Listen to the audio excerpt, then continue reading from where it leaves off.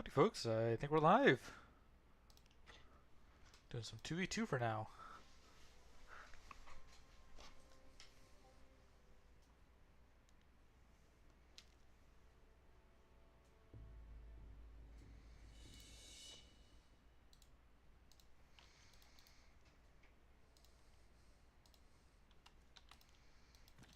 Alright, this is Danduil. Shadow and Fire. So Dryad and Sunstrider spam should be very strong here.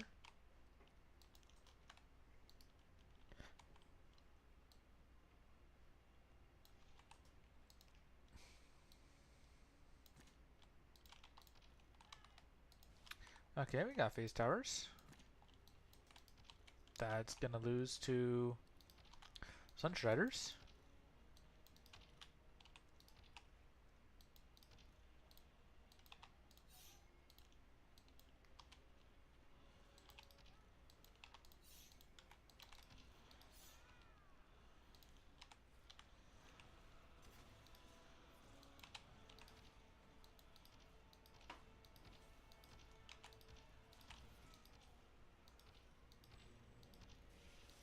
Alright, Bird did not manage to save his guys.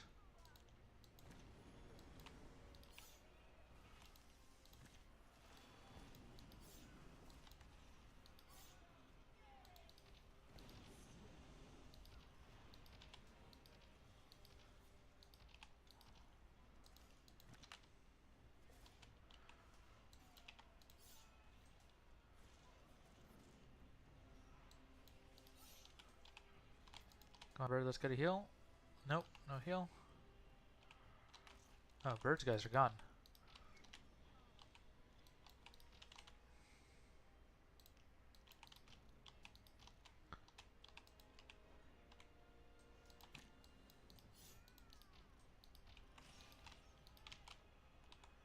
Okay, I'll take the free scavenger kill.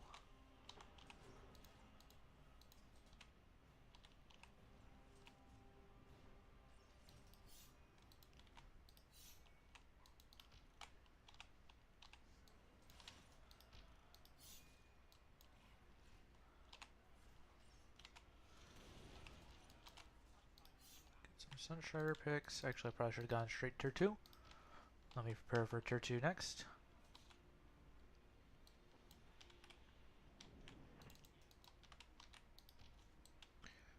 They're gonna attack me.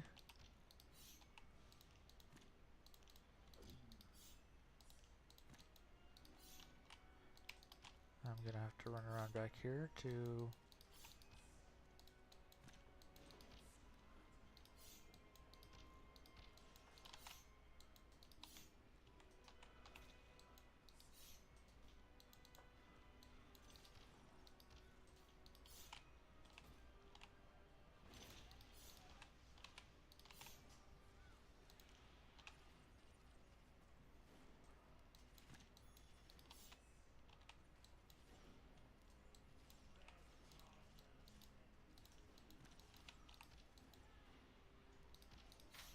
that was not good. Okay, I'm losing my position. I think I'm losing my position.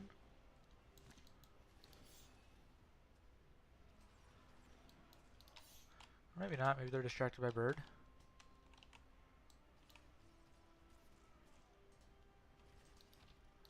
Gonna heal up while Chinsun's forgotten. Okay, he's got a shot off on Bird. Harvester's still got decent health. Not sure how Amazon does. He'll survive Eruption, so I don't need to heal him yet.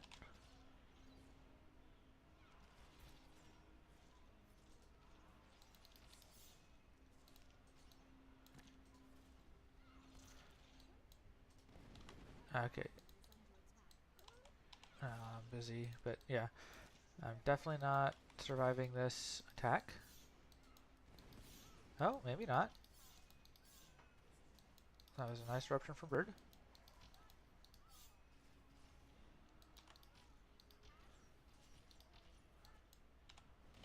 I wasn't quite there.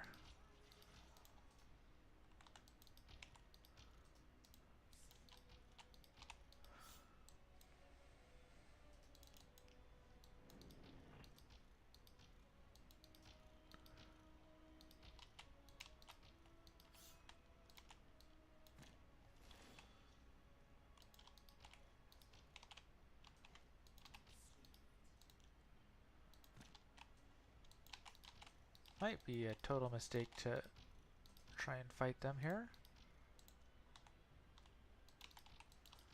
But let's do it.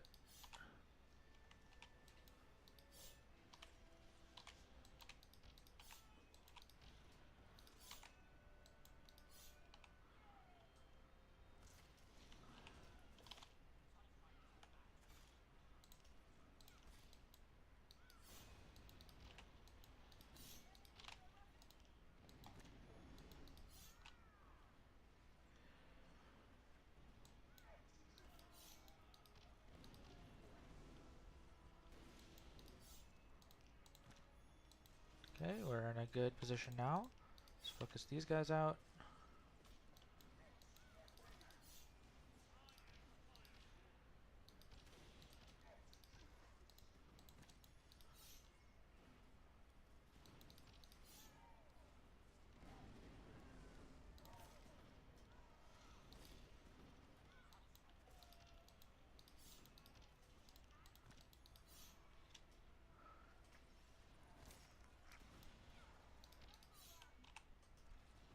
Okay, got my Dryad.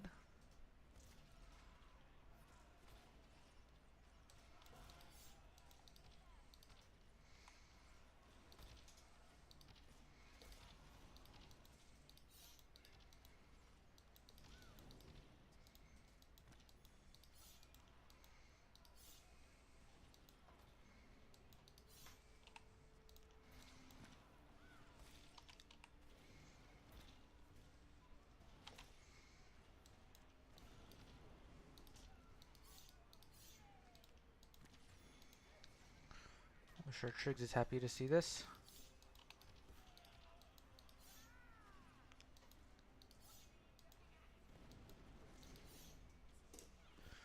Is Bird just chilling and having fun while I 2v1 them?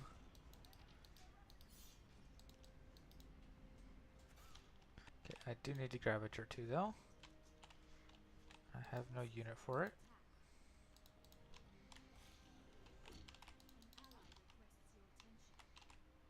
Okay, Jinsun's going tier 3. Bird is just welling up. No, Jinsun's going tier 2, not tier 3.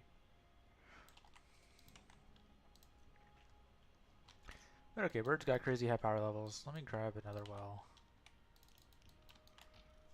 Maybe even one more.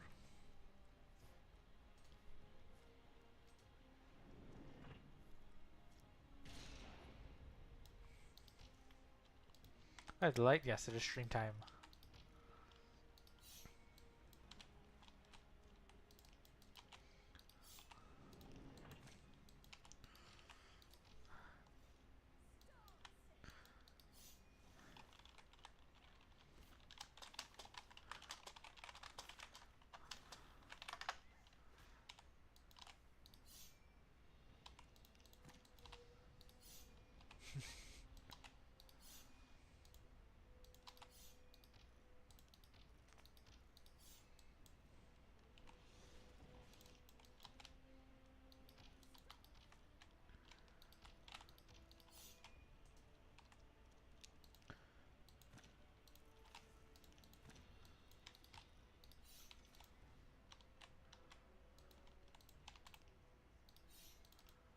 Actually, I think they've got a good defense there. Let's put this guy to attack over here.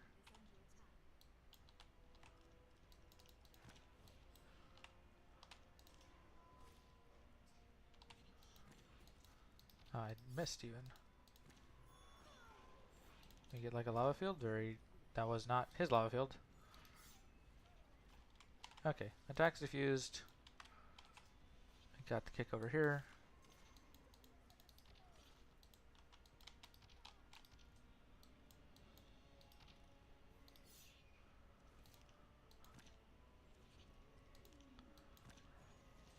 There's the lava field I wanted.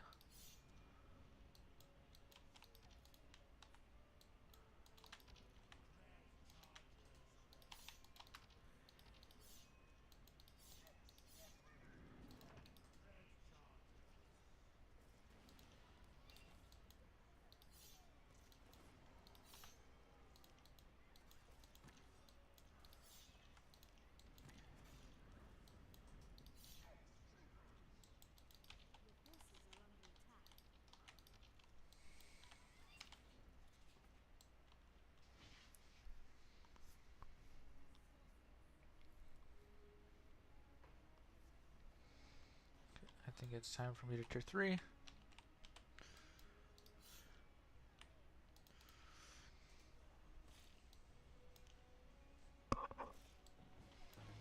Bird's got some nice pressure going on. Shriekings with some very nice lava fields.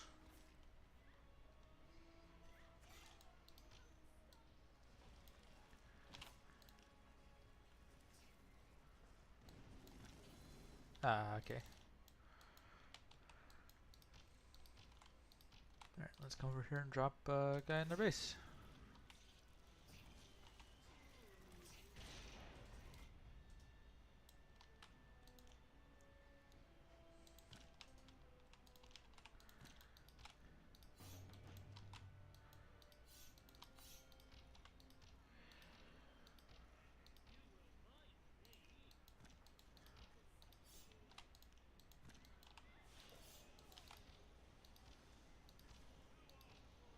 That was a solid warp.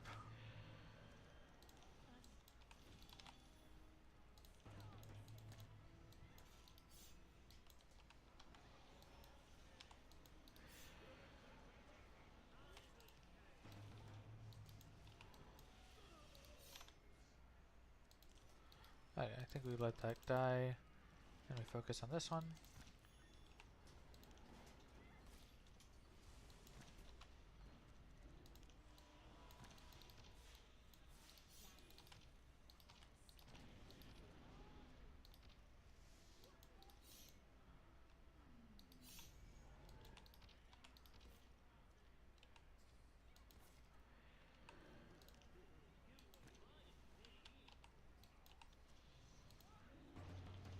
Alright, GG.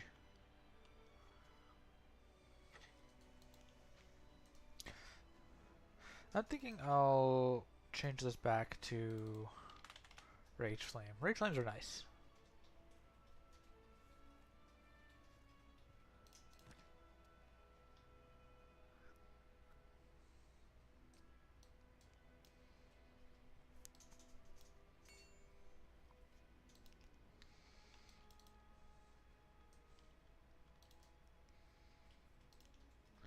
And he's playing Nature, so I'll play Souls.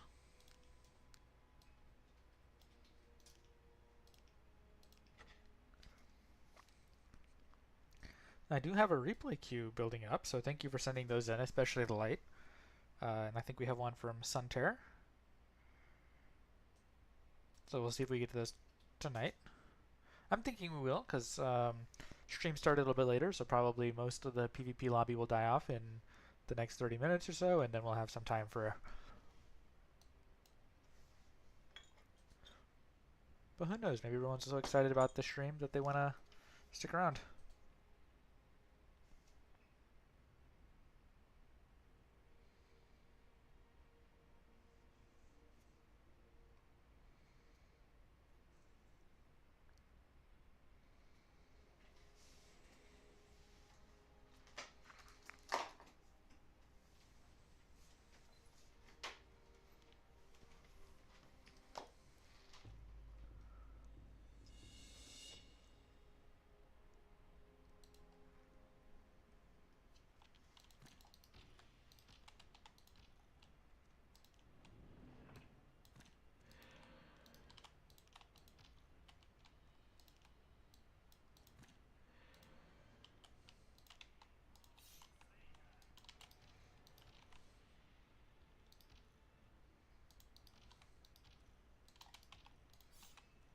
Instant or two, okay.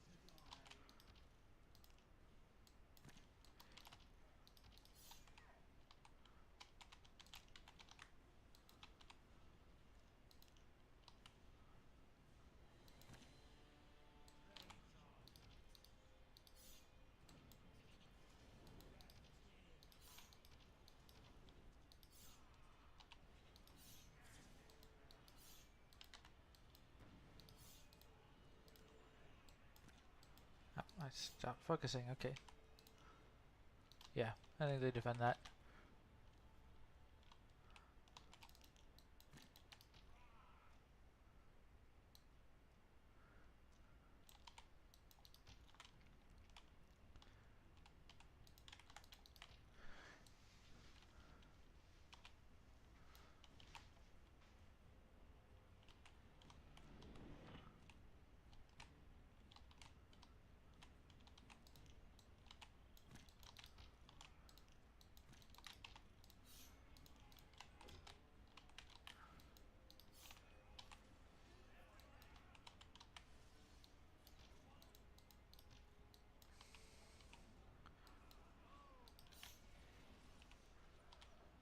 There's the root. Okay, I mean, they're taking a bunch of wells, so I guess taking a well myself is safe.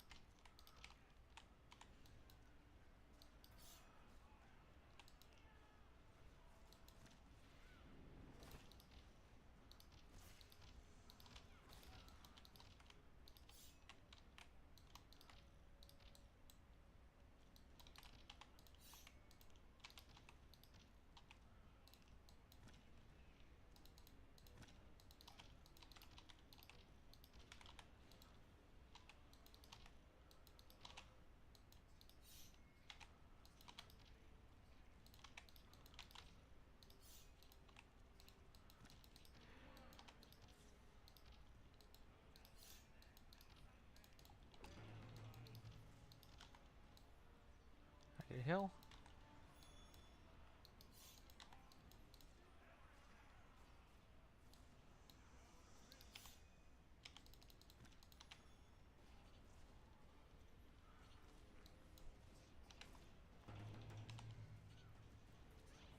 Okay, and one more kick. Time to go tier 2, I think.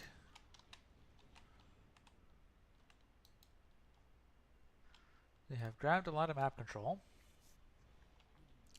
but I don't think they'll be able to hold it.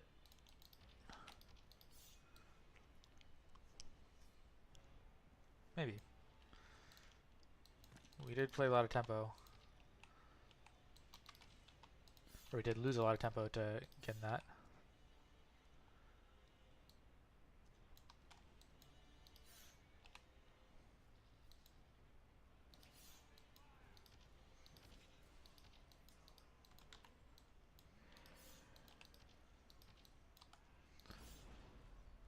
I don't even have a hurricane or anything.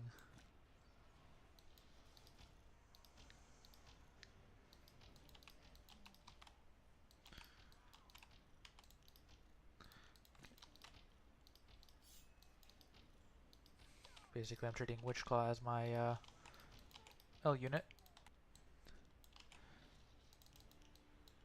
But they'll probably have a hard time with Spike Root when I life weaving it.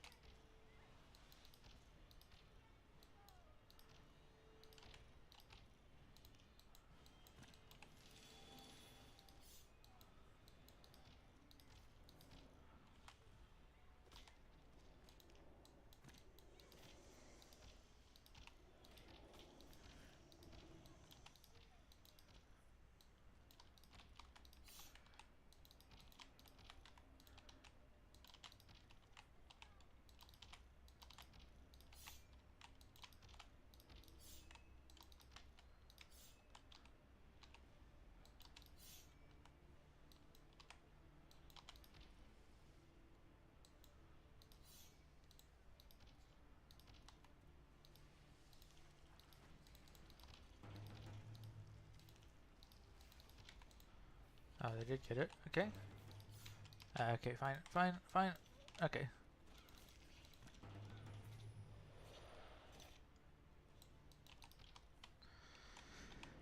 thought that would explode before they died to the minefield, but guess not.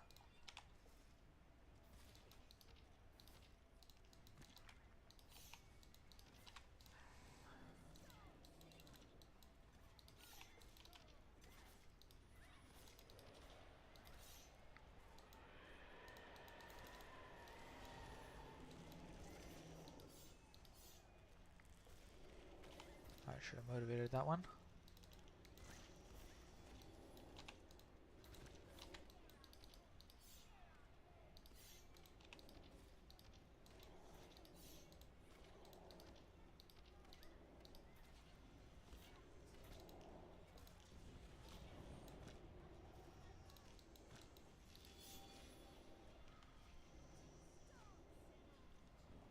Okay. We learned our lesson. This time we attack two different fronts.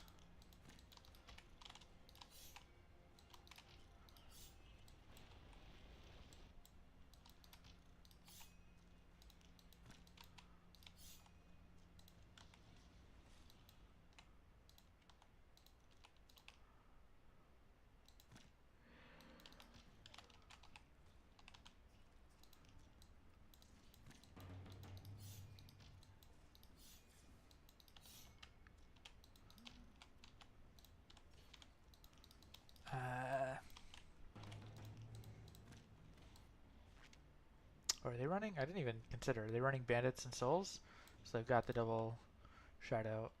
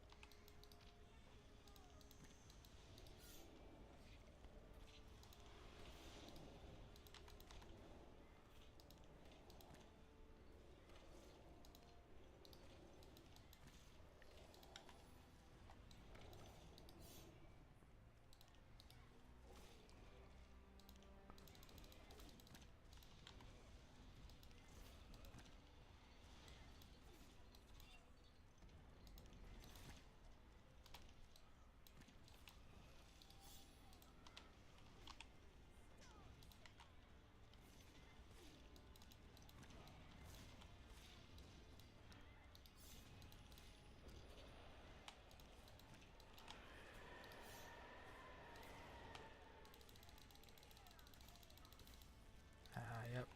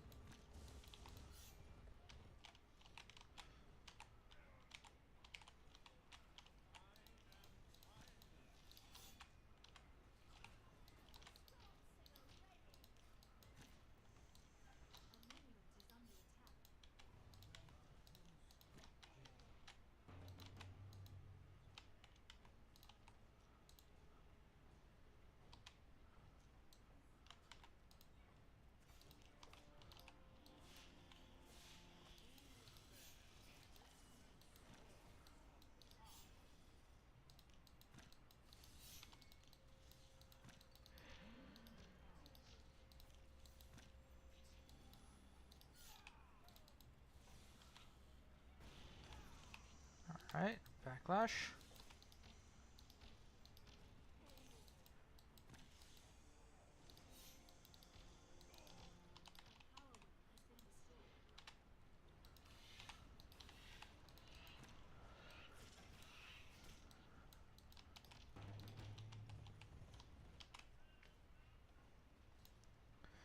And I'm sure they'll... Well, yeah, it's not even worth...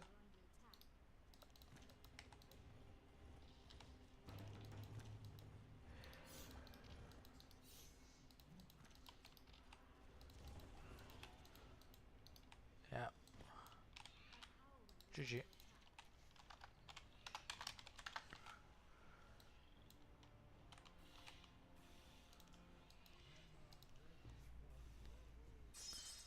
Hey, Grofx.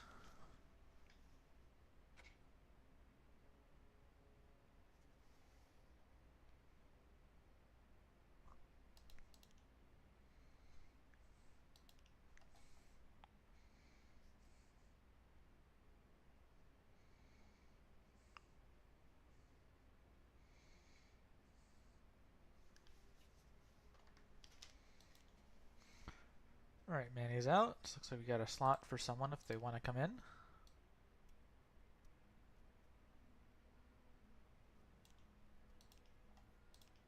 Oh, I'm leader now.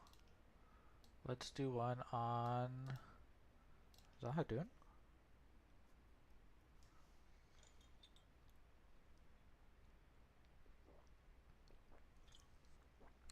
Like I asked if the string is lagging. Is it? Did it get better? Am I still having internet problems? I haven't disconnected.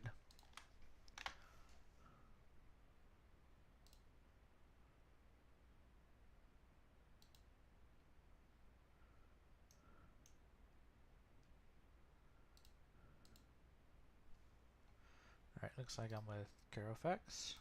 Oh.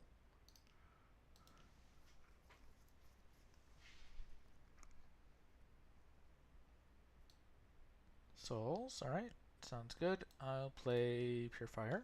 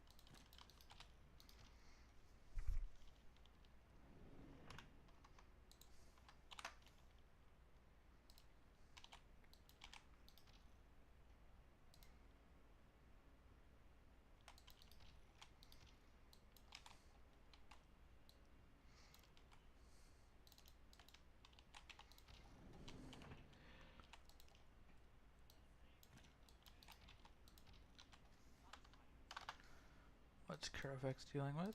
Another fire?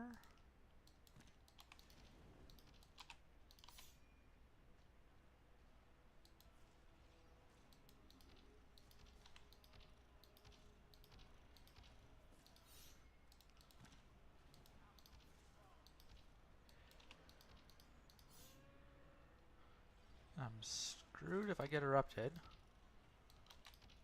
But hopefully Port's got no power for that. And if I don't get erupted, we're all good.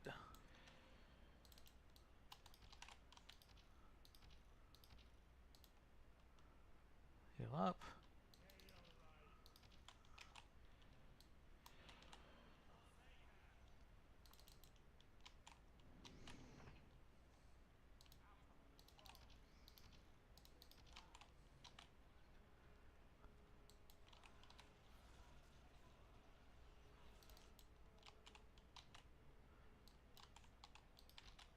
Okay. Let's go for Sunderer.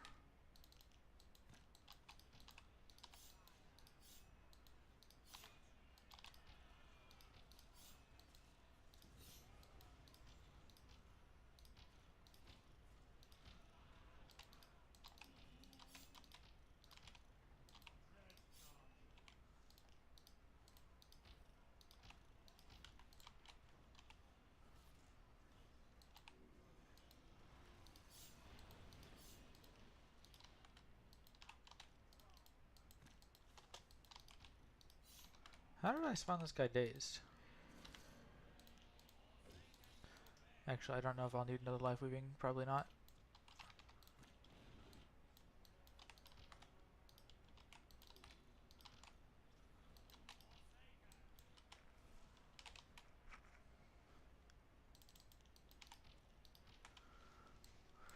Okay, I don't think Karo's lost a well, so he should be okay.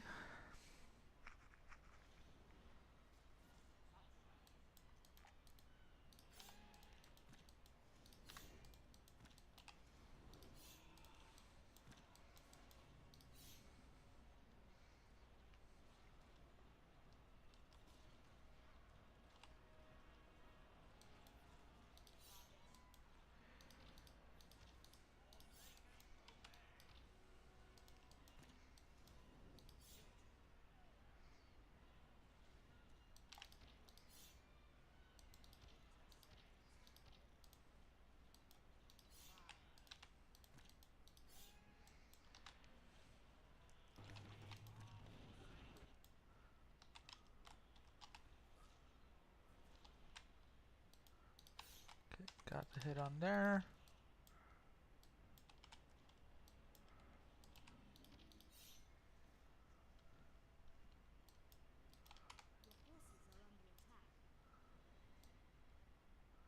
Time to +1, I think.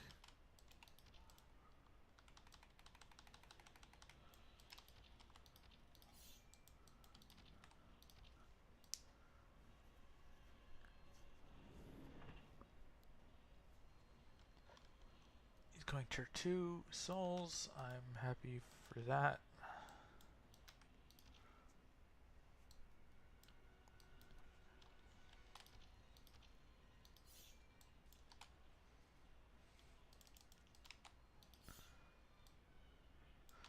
Let's be like greedy.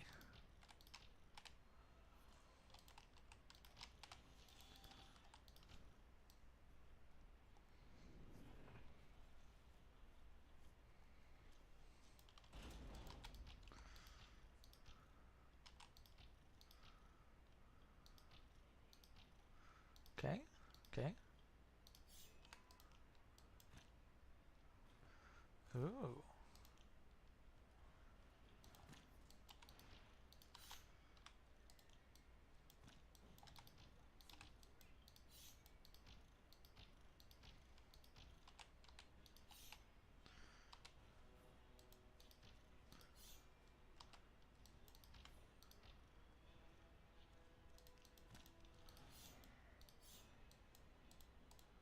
Oh, he didn't frenzy. I thought he frenzied.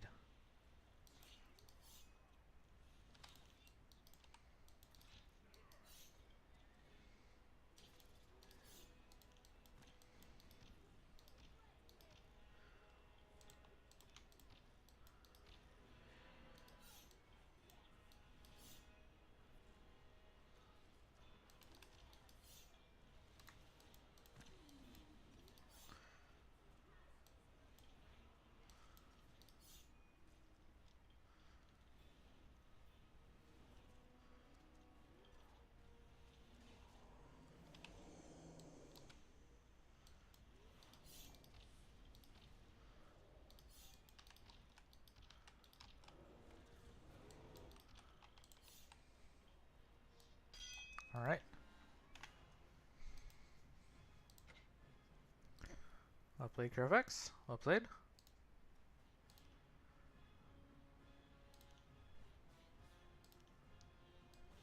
Next is Halder.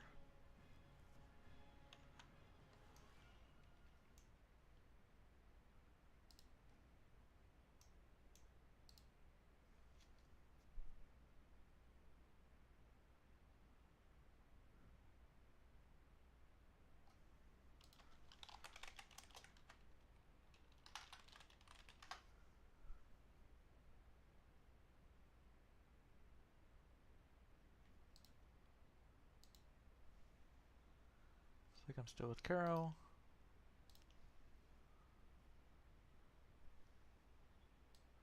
Okay, we can keep this.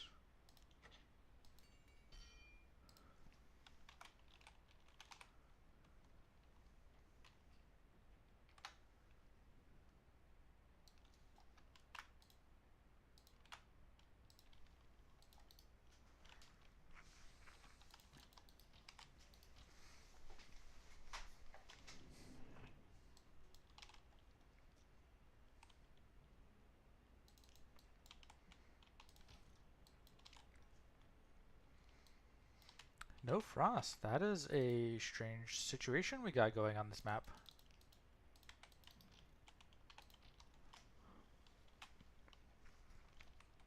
I think meta has evolved to a point where frost is not auto-winning.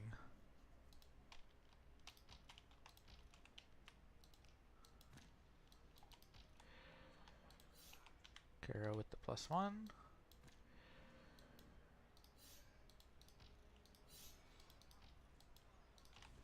Okay, that nasty actually did work out. That makes this a lot harder.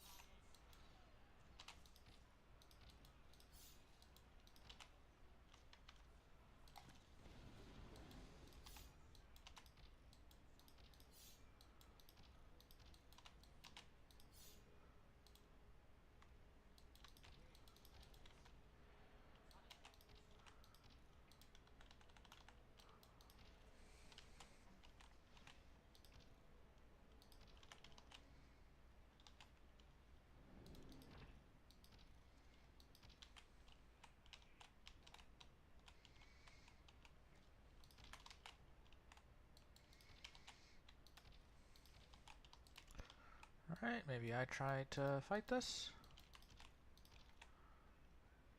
Keep my Firesworn in the back to defend this.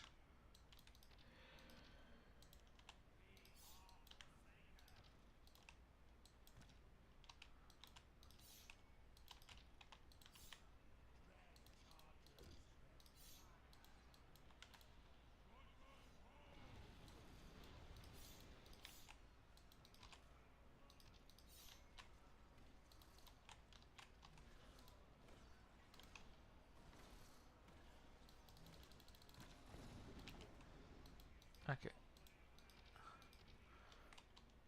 Kara's tier 2. We got the kick. These are frenzied.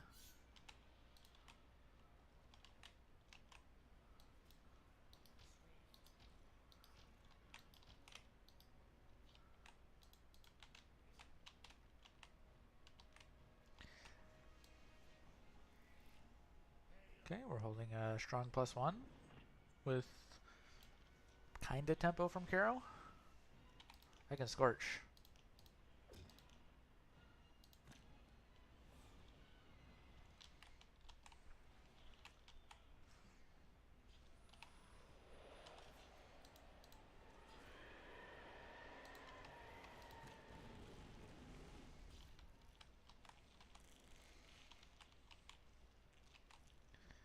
Okay, it looks like that's the GG.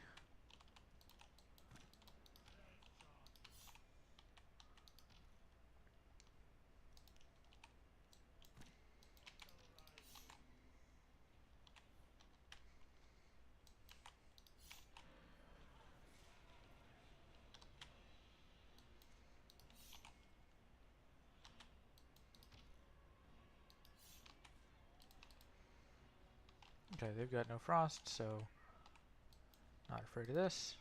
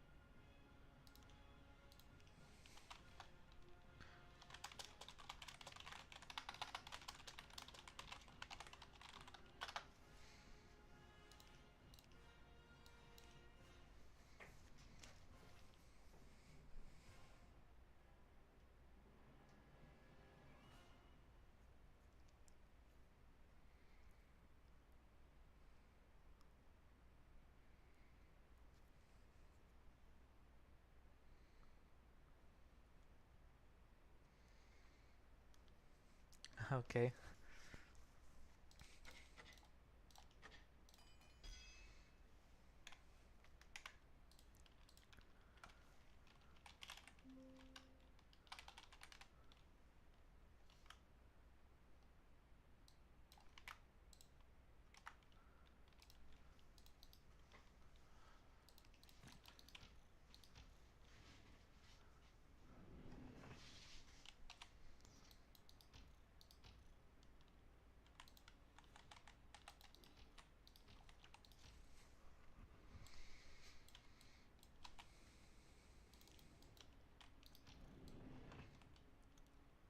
Fire and Shadow.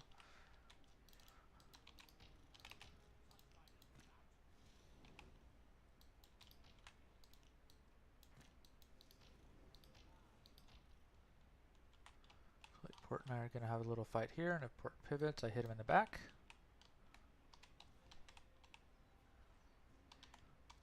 Thinking if there's any point interrupting. That was a weird nasty.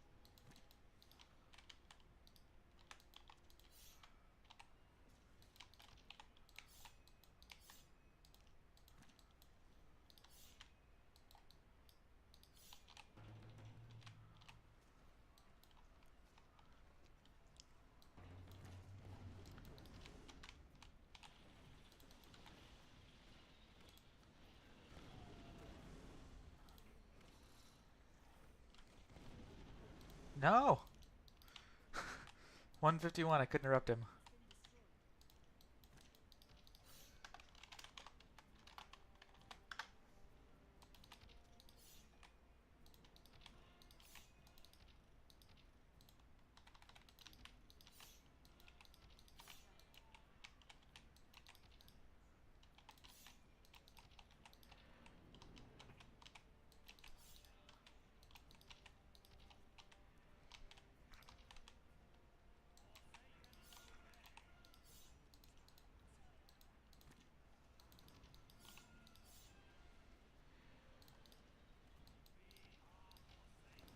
Yeah, that was poor micro.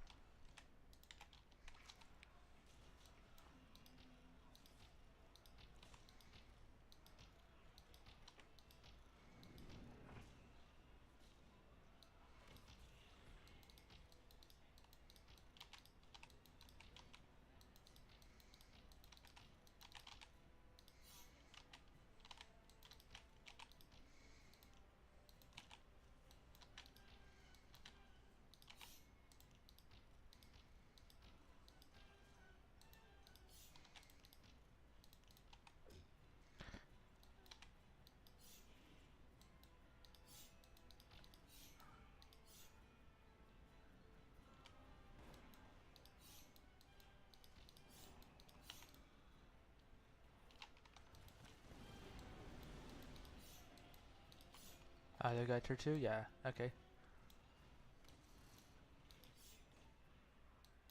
Okay. Fair enough, fair enough.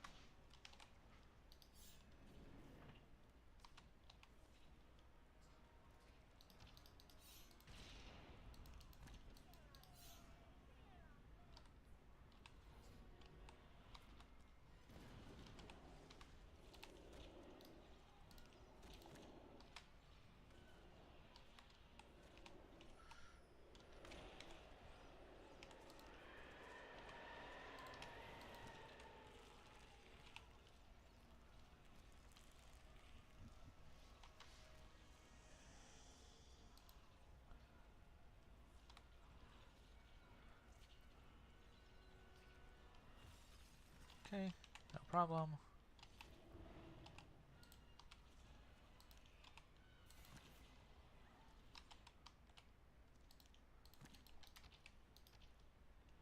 That splash damage is so huge.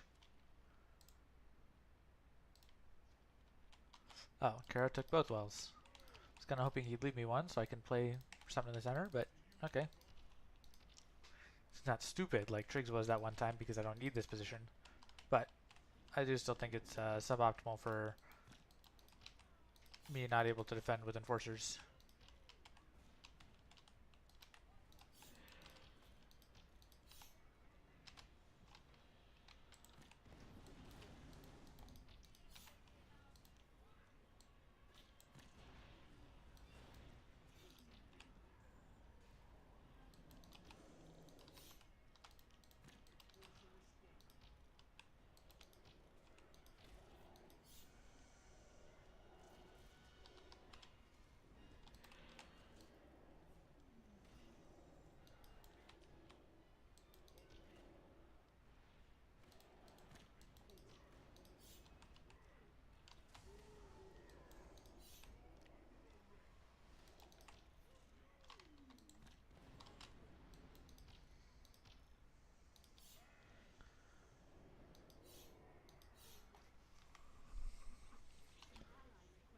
Okay, he's going tier 3. Time for me to go tier 3 in just a second.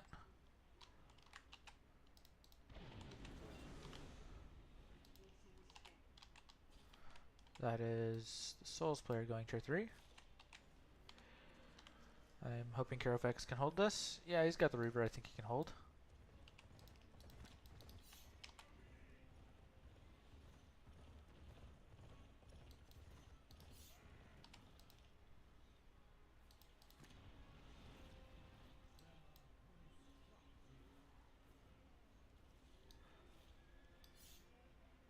It's kind of awkwardly placed.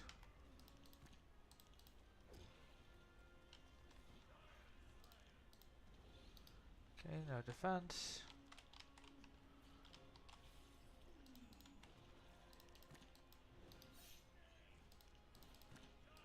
Any repair? No repair, okay.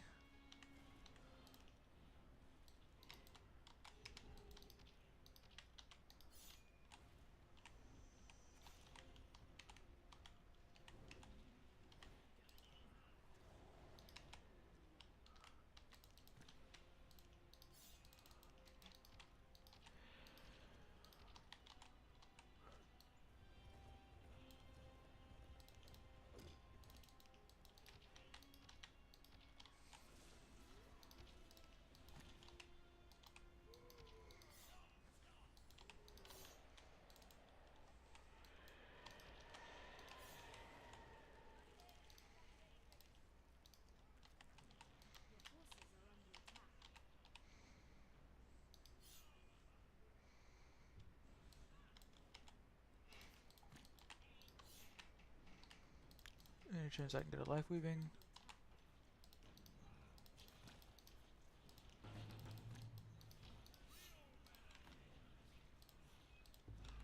Oh, Carofex surrenders.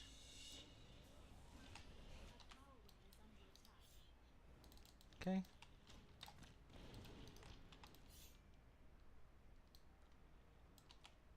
I don't think it was so bad as to surrender, but okay.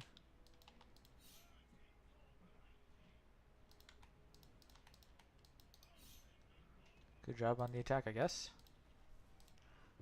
A little timing on tier 3.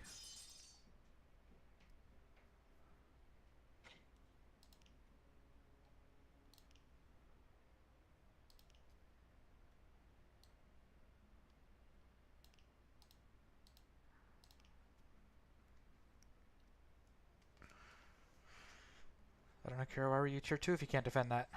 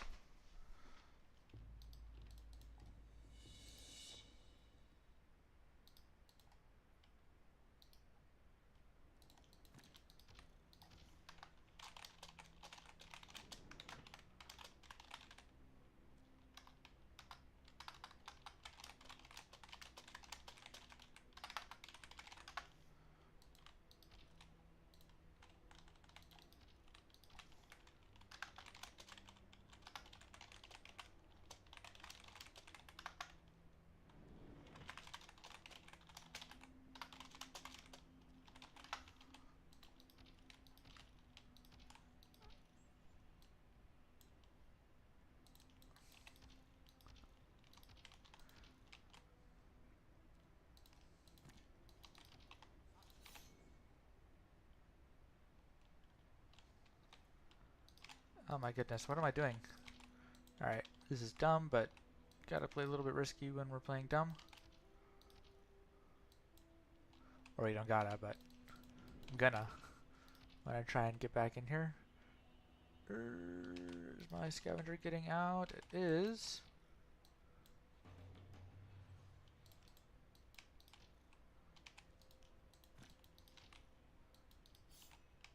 Okay. Port's got map control, but he's not kicking my front door in.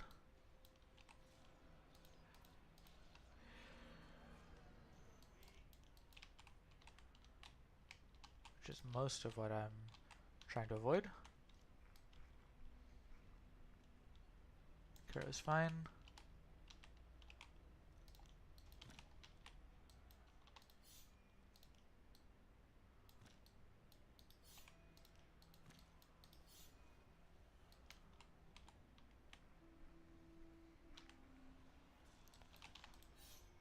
Okay.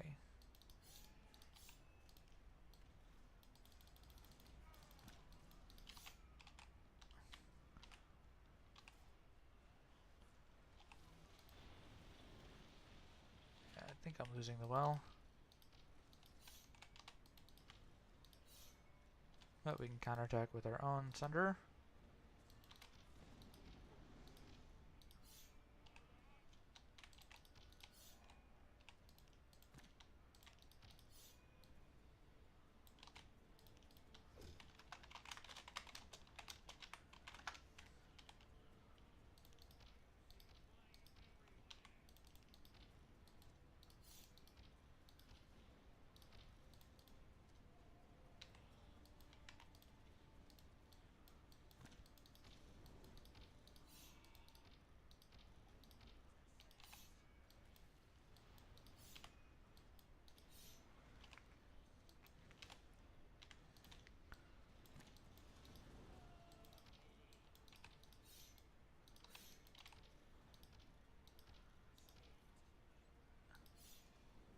I didn't need that life weaving, I think, but alright.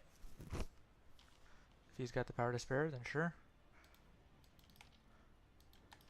I mean, I probably would have needed her up, so I guess it's fine.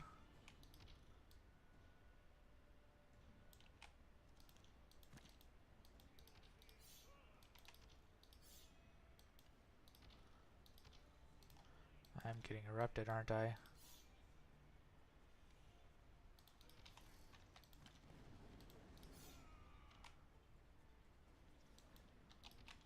He's getting erupted, not me. Is he taking a +1? If he does, I'm gonna Sunder so fast. Maybe I take the +1.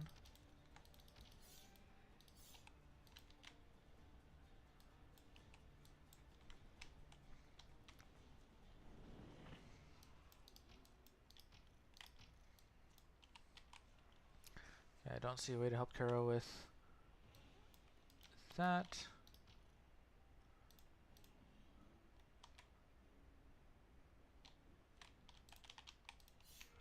So we're very even versus Port. Port went for a +1. I think I go for life weaving then. For another Sunder.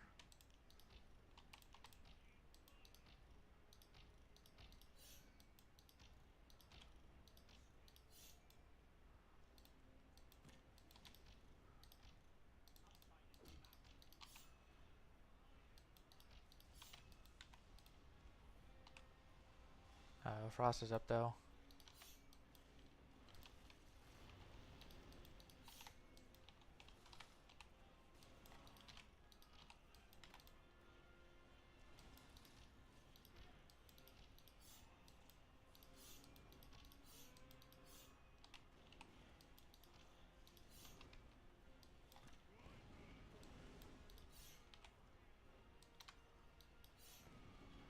Yeah. Okay, okay. You can hold your +1. Hopefully that gave Caro a little bit of breathing room though. I need to not get... oh my goodness. You guys saw I clicked and nothing moved. Okay, that's fine. That's fine. It's fine. Does not look like Karo's ahead. But maybe he got a kick I didn't see.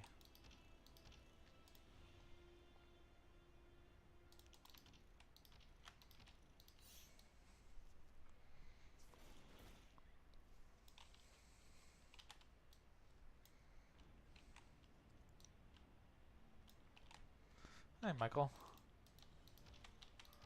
Okay, I think I'm gonna have a big tempo advantage attacking port.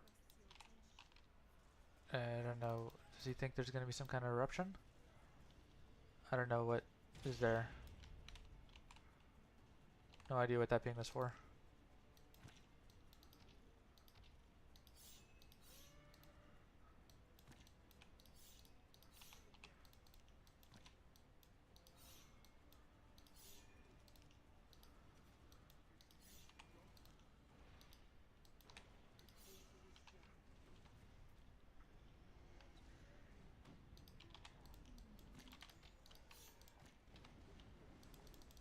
Oh my goodness. The spawn, that's what did it.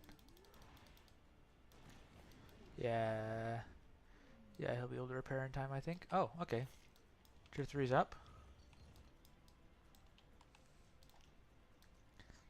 What's he need as far as defense?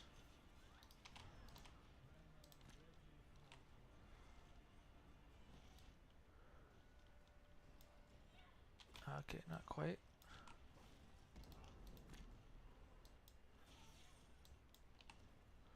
I'm in a wee bit of trouble.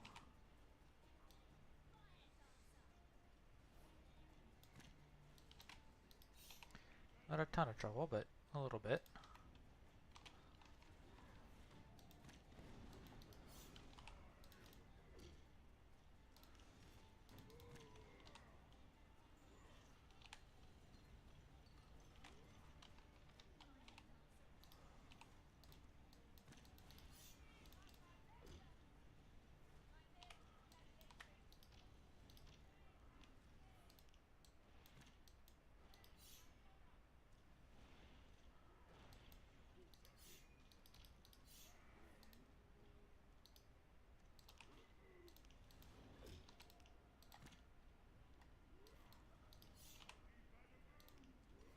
Okay, it falls.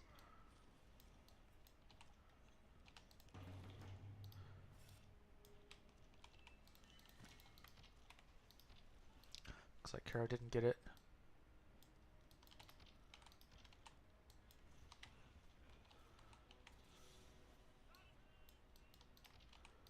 Guess I try to go tier 3. I'm probably getting smacked around for it.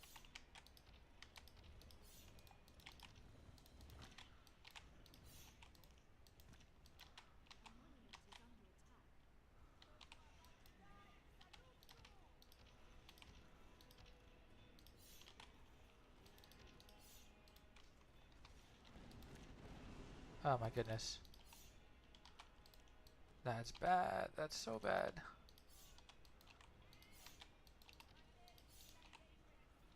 Yeah, that's so bad.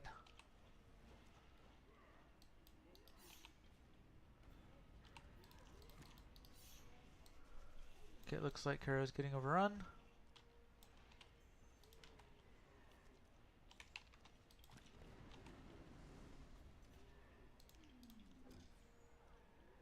Is there a reason I don't use mine? Yes, because mine is horrible.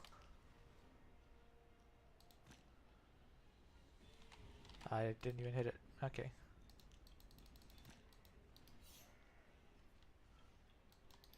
Alright, I think that's over.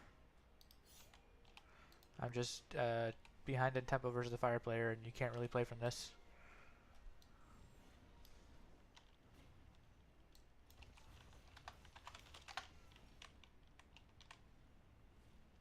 Yeah, PvP players just dodge mine, so it's a dead card.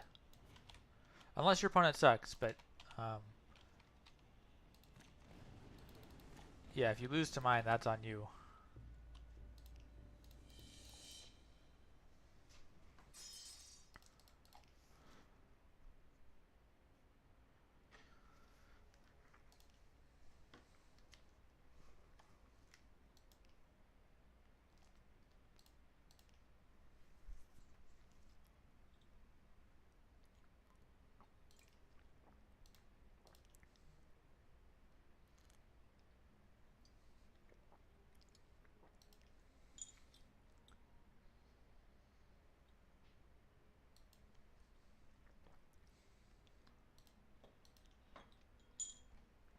Like Chinson's AFK.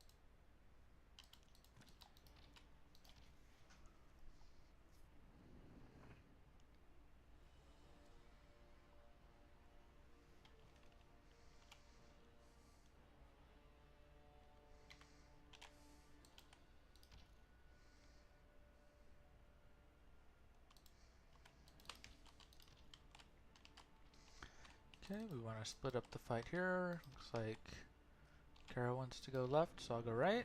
Nope, Kara, which way are we going? Okay.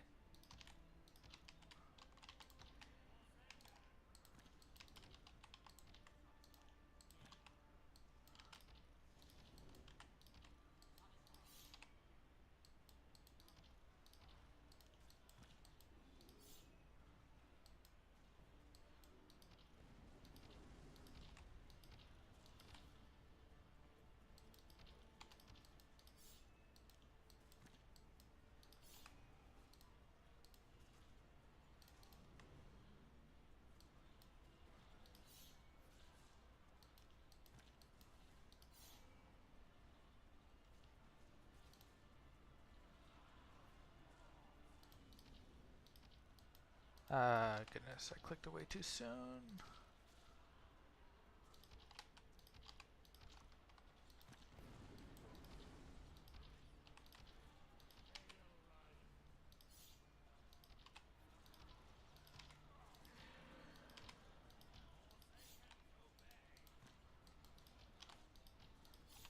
That wall from Kara was super greedy.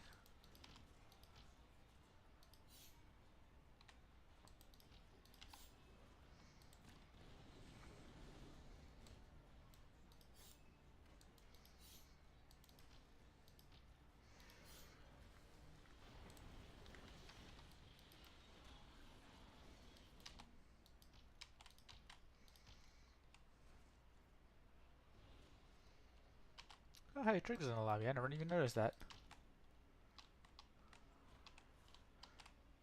Okay, let's try and lock them out of the map here.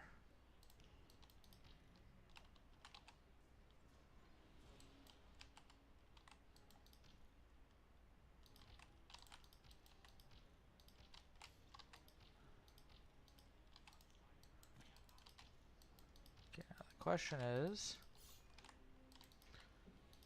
how bad is this Scorched Earth gonna hurt?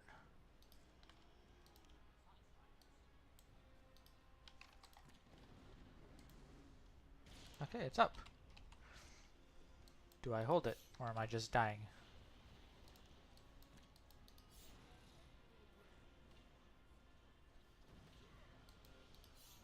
Yeah, I might be just dying.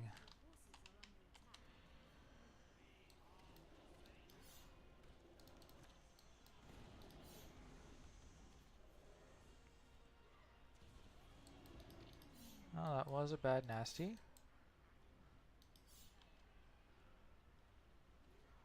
So we're certainly down in power. But if we can maintain the map control, then we're in a good spot. Or maybe not, maybe they just walk around the side. Okay. I mean, that might work. They're so far ahead of us.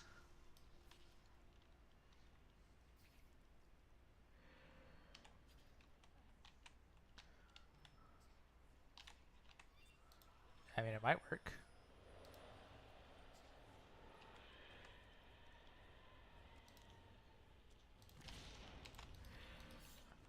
I'm so far away from the fight. It's gonna take me forever to get there.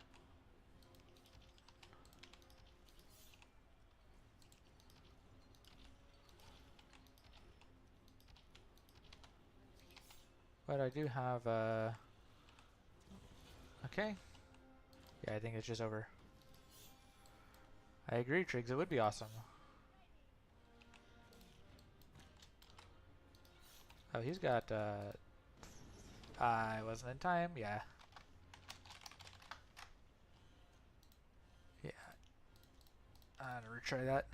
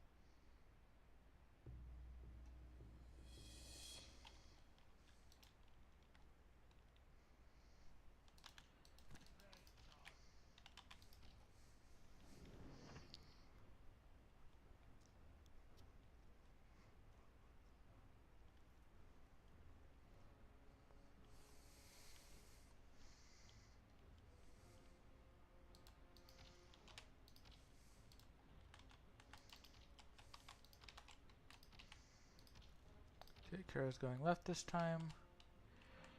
No, he's going right this time. I'll go left.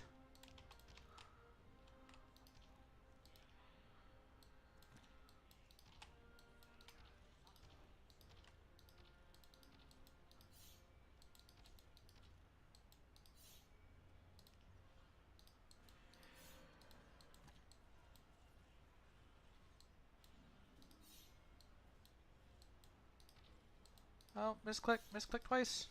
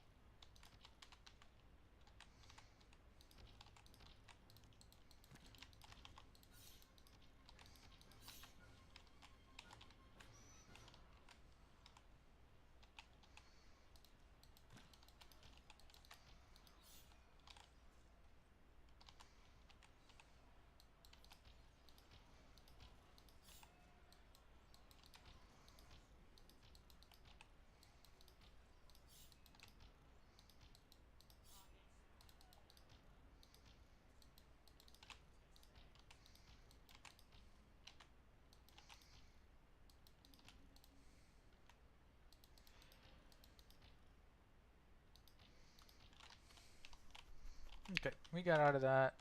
Alright. Caro's welled up higher than me. Not ideal, but not really a problem. They're going tier 2. Fire nature.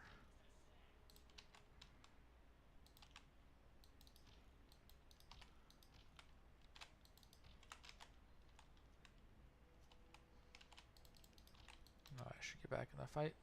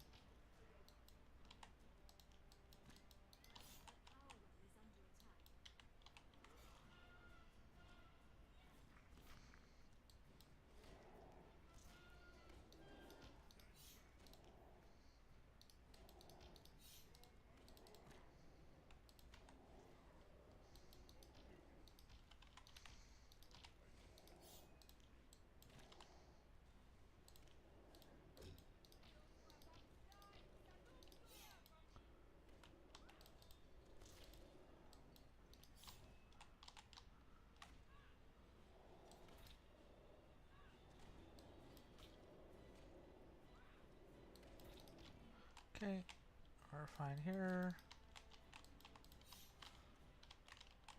Is this eruptible? It is.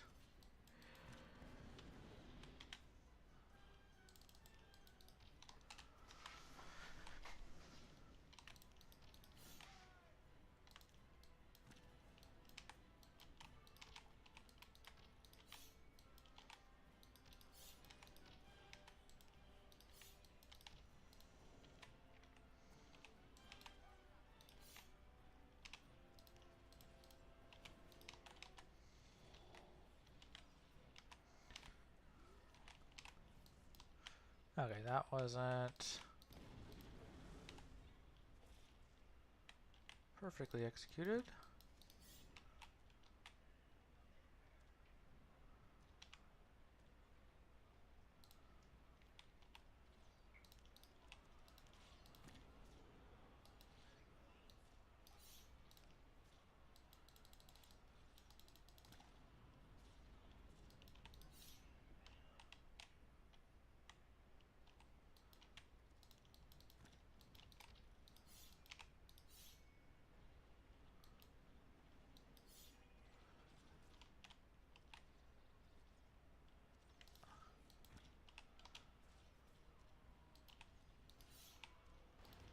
Okay, okay, I got it down.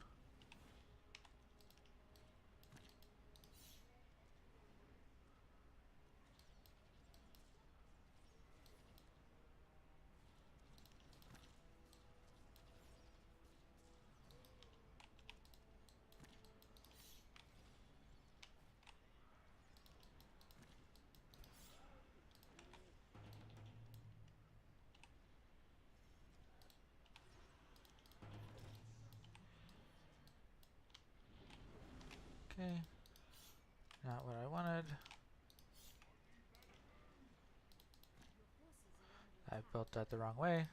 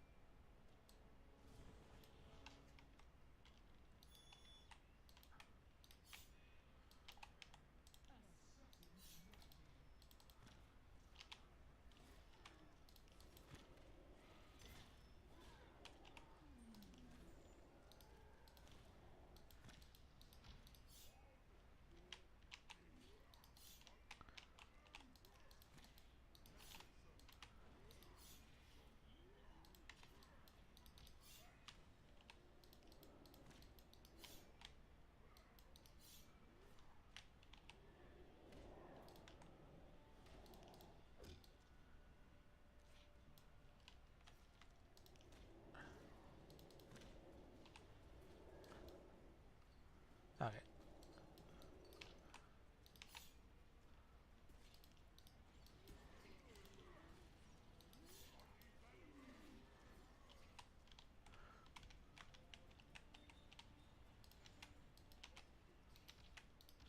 I think it's time to go tier 3.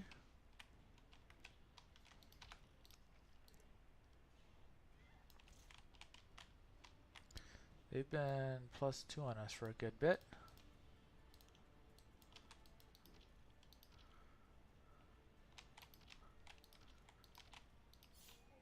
I think I'm basically just going to let that die, unless he gets maybe an aura or something.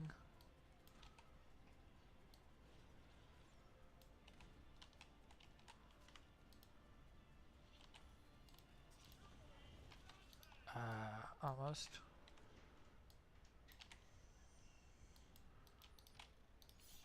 Okay, we're going for Juggernaut in the back line.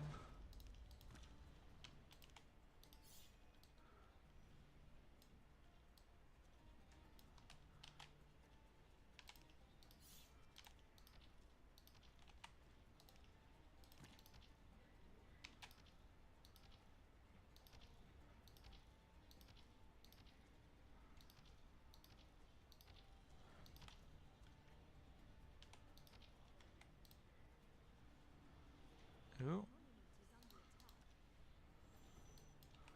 Bird might have saved a little bit. Okay.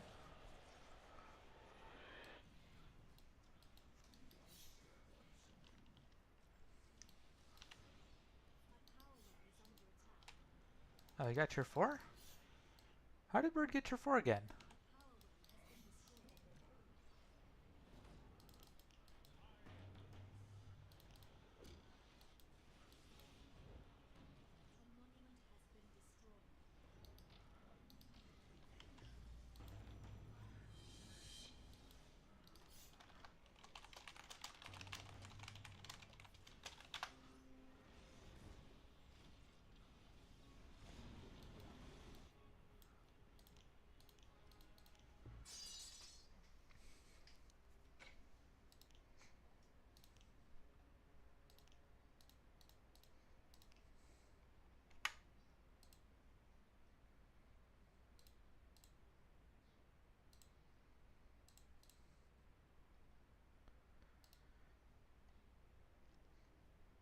Michael asked what about Bandit Mine. No, you cannot dodge Bandit Mine. Bandit Mine is very good. The biggest problem about Bandit Minefield is that it's there's a long cooldown, so you can bait it out and then come back and hit harder when there's nothing left. Alright, what is Bird playing? Okay, Souls. If he wants to play this kind of Souls, then I'll play Fire Nature for better defense and early sustain. That way you can be the hyperscaler and I'll try to stay tier 2. Yeah, even if you pair mine with roots, you have to walk into the mine to activate it. So, Bandit Minefield, fantastic with roots.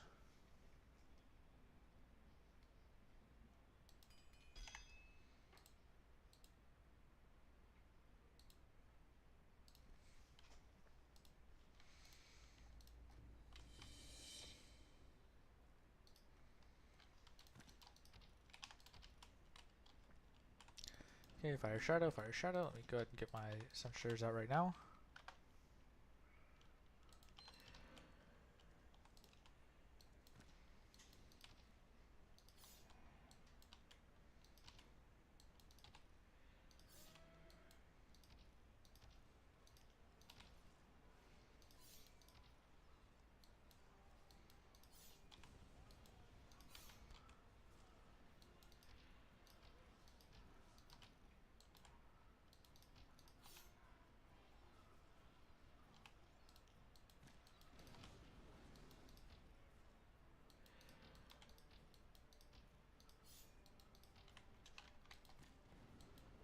Oh, wow. You got ideas right at the right moment, I guess.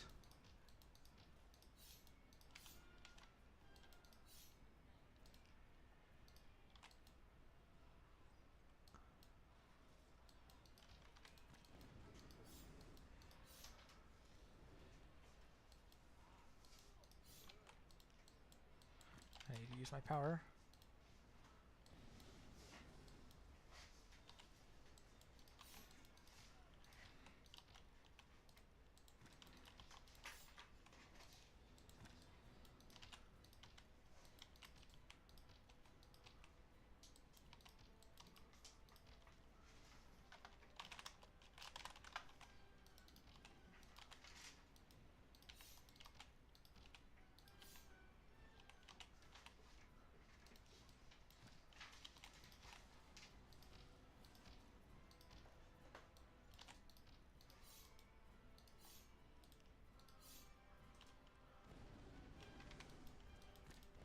Oh, wow.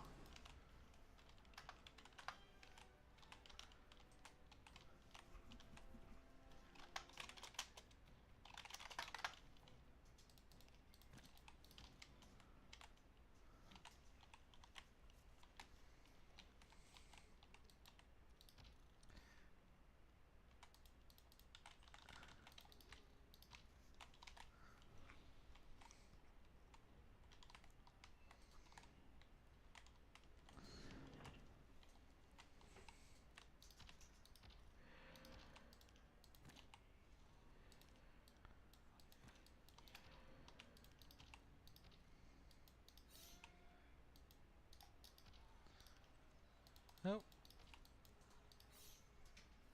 Okay, you guys saw that misclick. My scavenger died from that.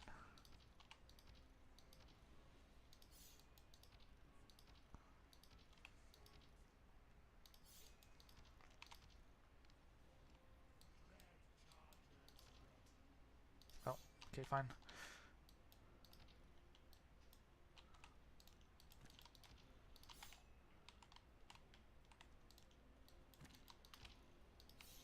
Okay, I think we're out, actually, if we don't make this happen.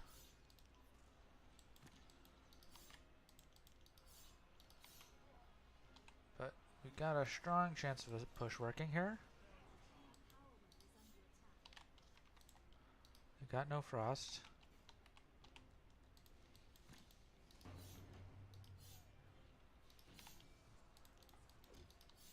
Does bird have tempo to nasty? Okay, I think they're getting a kick there too still.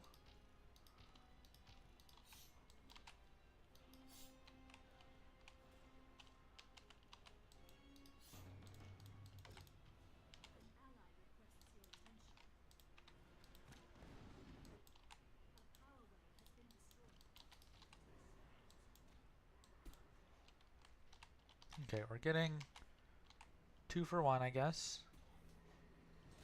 So it could be worse.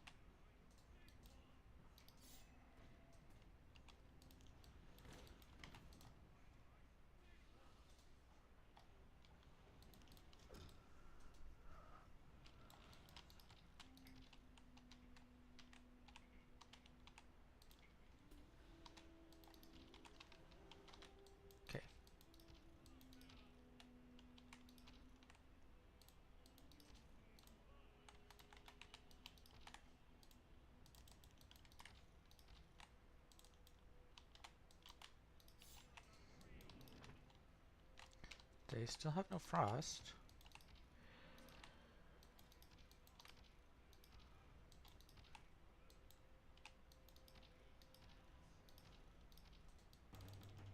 I got nasty, didn't I? Okay, well. Oh, that's the wrong orb.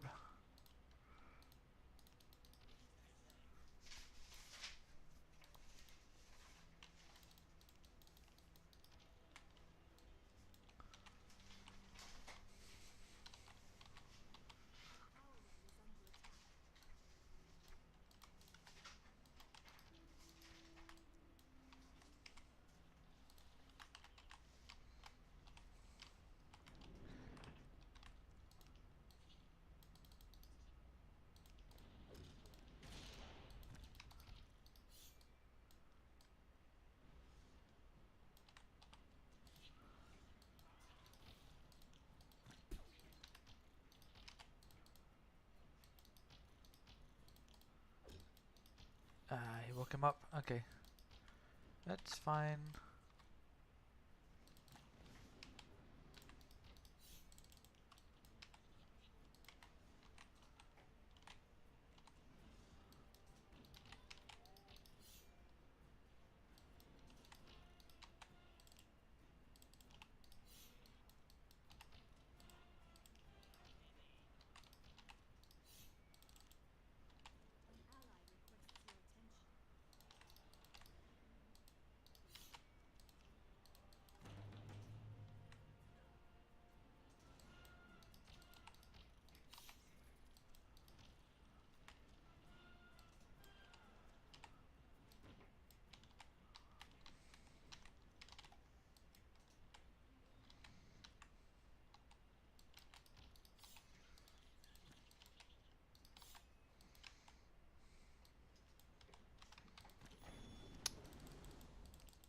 Nice timing on the heal.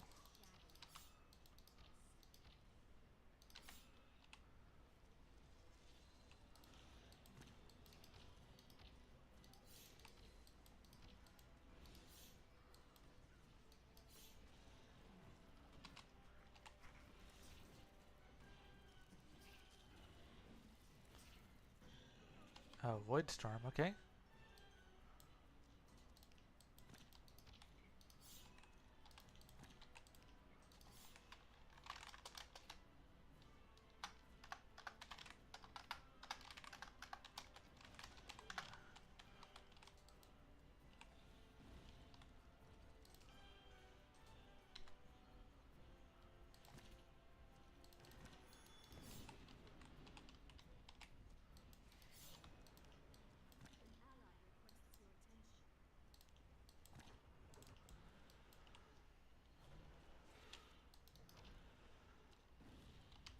Those guys are so good against Tier 2 though.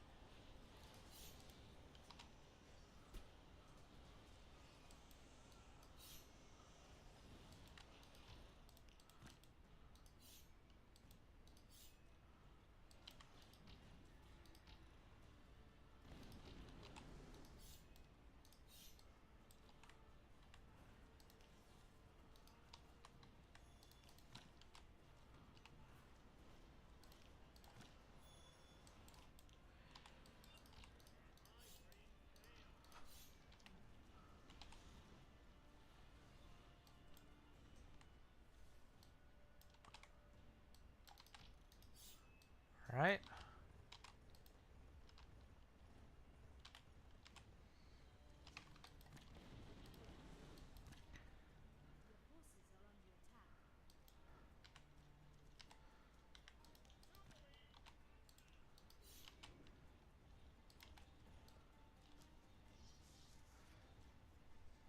Alright, GG.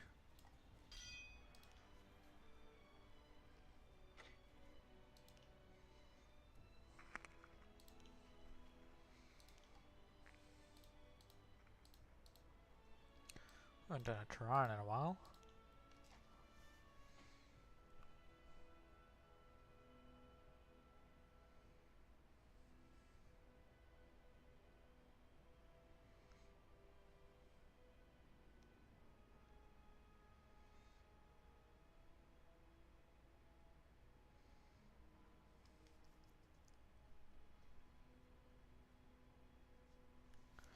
Alright.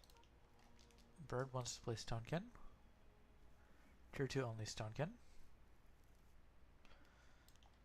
If that's the case, I guess I'm Pure Fire.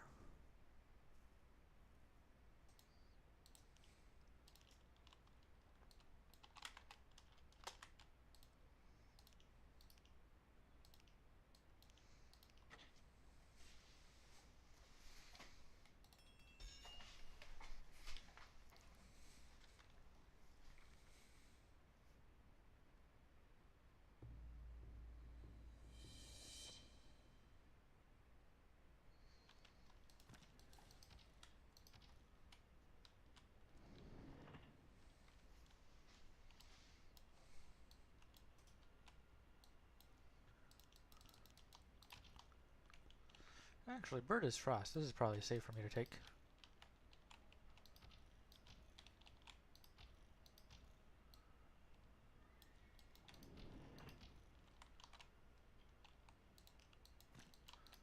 What's laggy?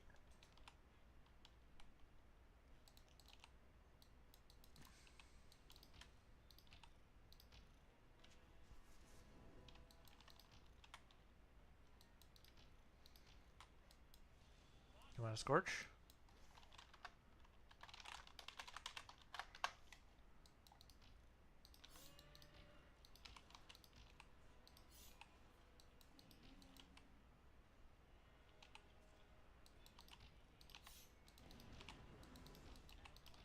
Okay, I guess that eruption worked out.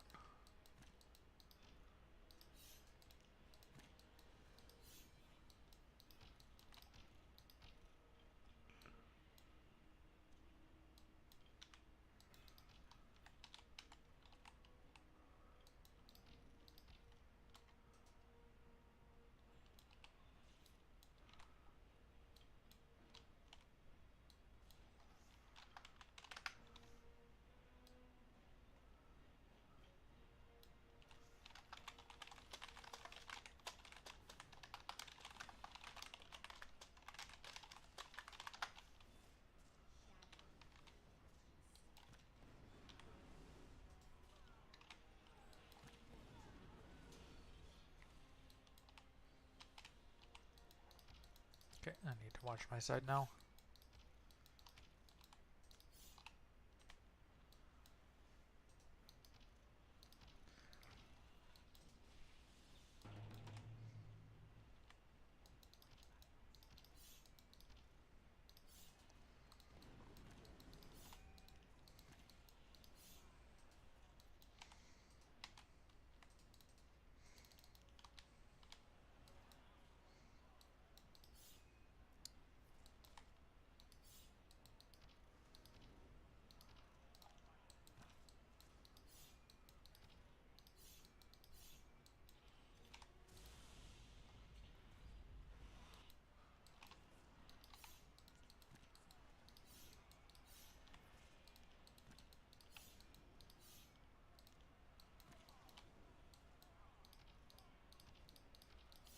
Oh my goodness, those misclicks.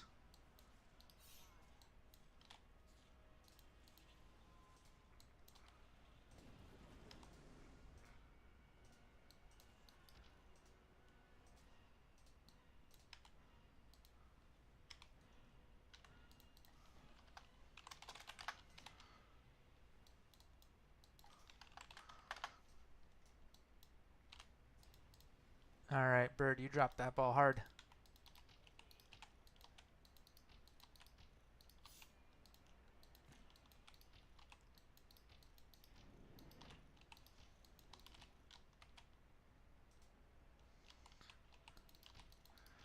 I'm down 50 power on Becco.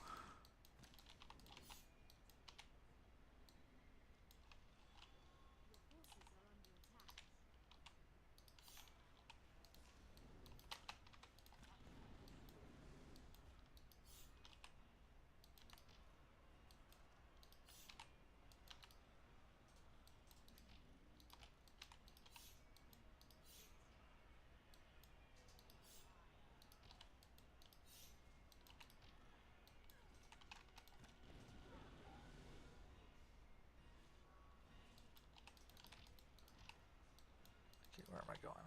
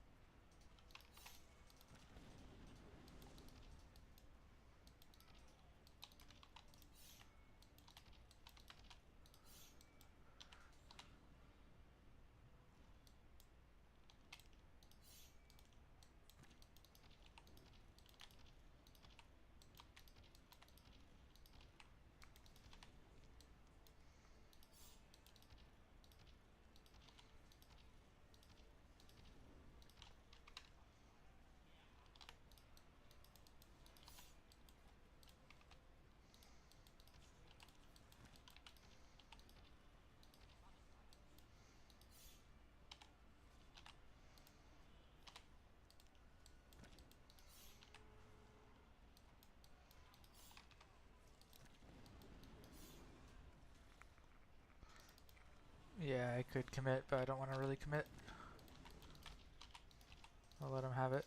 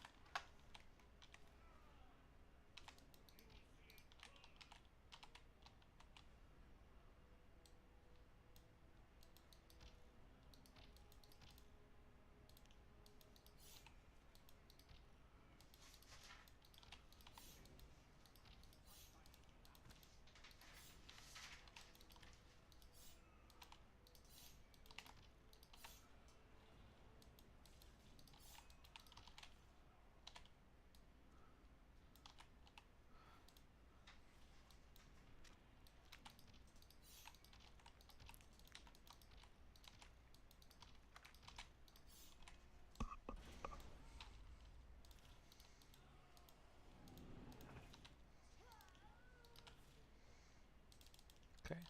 Bird hasn't pinged me for help, so I think I won't help yet.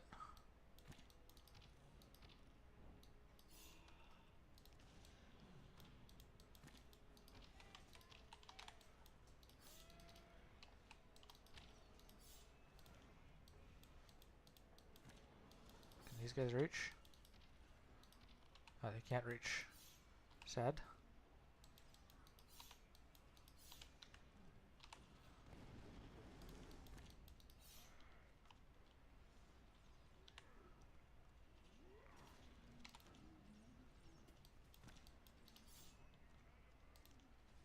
Okay, I repaired in time.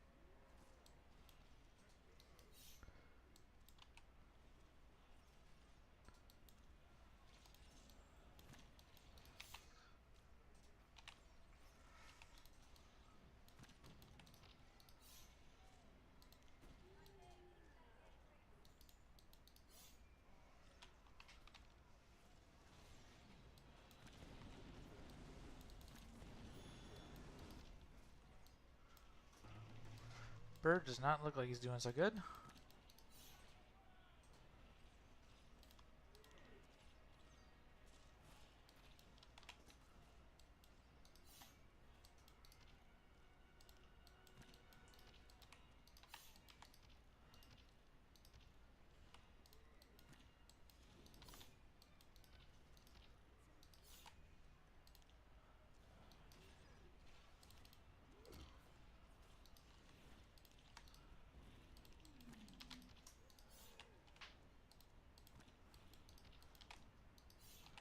They're paying for no frost right now.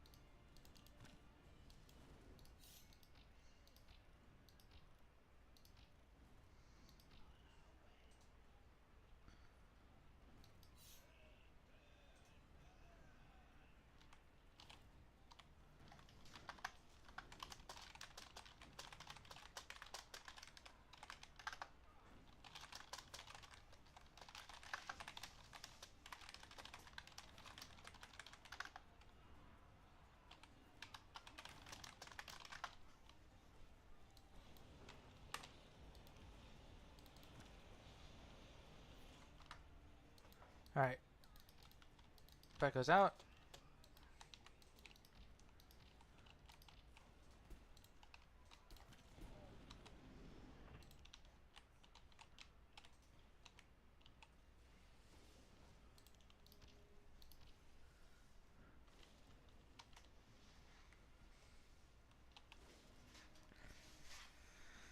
Hawkeye asks, why do you use red fire sworn in some decks and blue in the others? In your Twilight deck, you had the Frost Affinity, and in Pure Fire, I use fire.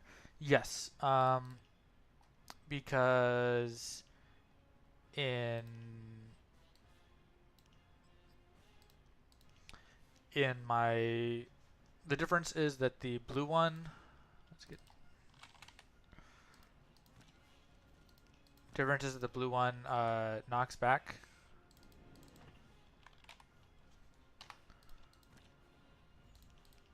Blue one knocks back. The red one makes him take more damage. So for example, against the Vile Blood, it takes 2 shots versus 1 more shot with red. Actually, not even 1 more shot. Still 2 shots in that case. But you can see it did more damage.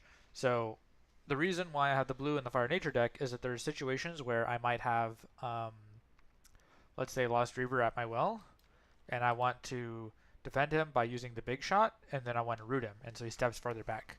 So that's the only reason I would have a difference there.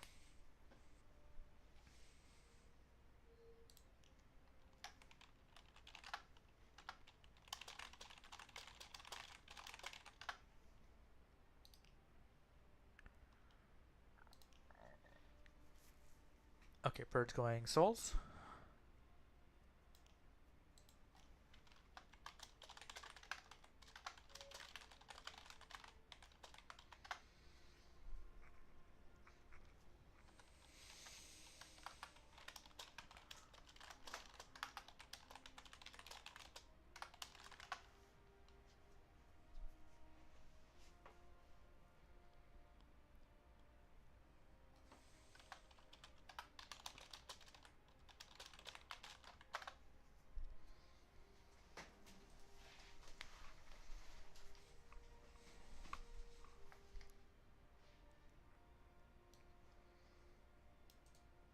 Alright, well, we got one for Uro, one for Haladur. We'll stay Uro.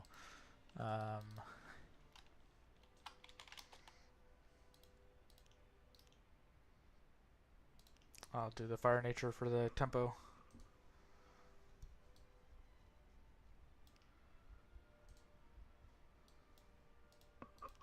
There's Uros.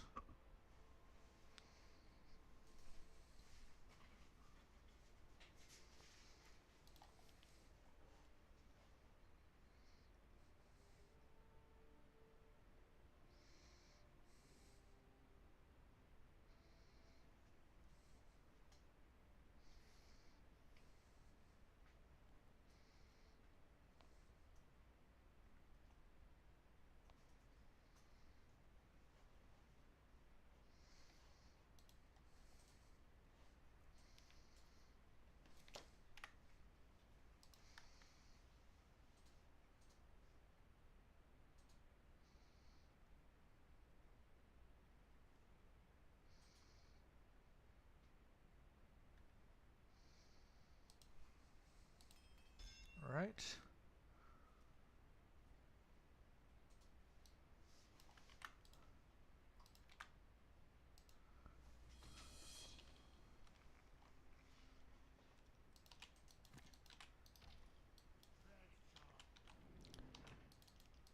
Triggs with shadows. Looks like it's a mirror. Oh no, Triggs is probably pure shadow.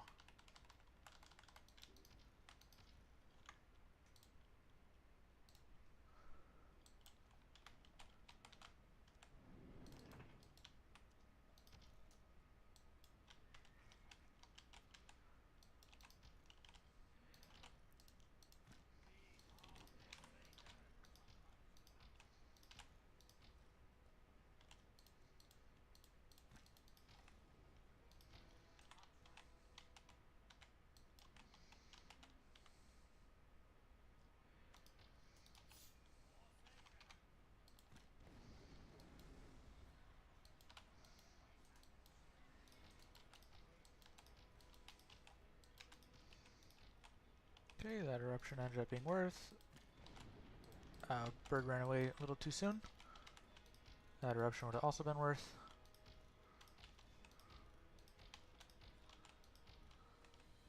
Okay, it still ended up being worth.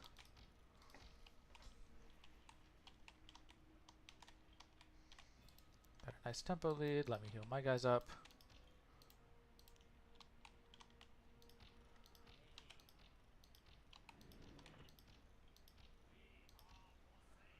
Might need a little help versus Triggs.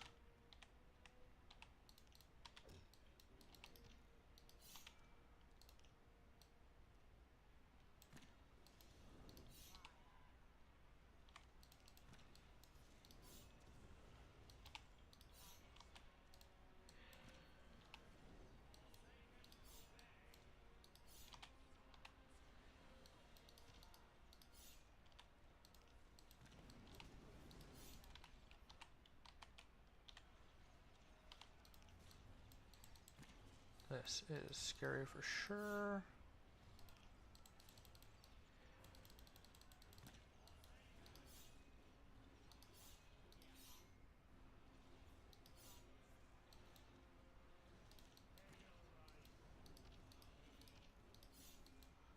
Okay, they're getting my well.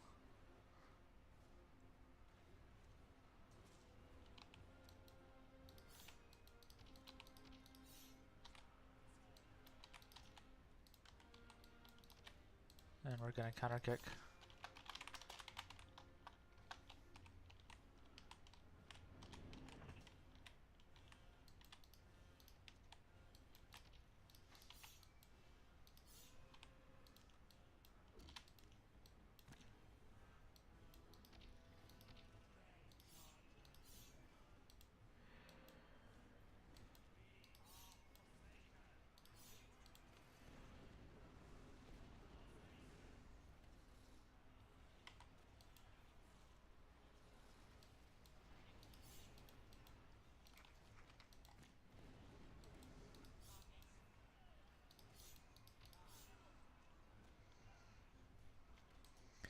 Okay, that was a bad trade for them. crossfight at least.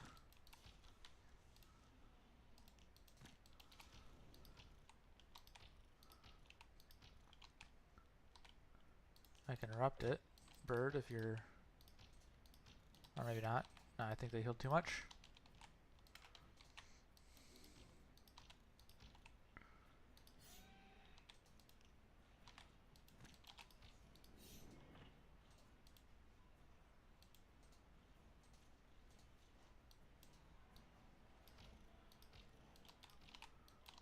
Okay, Bird is gonna need to grab...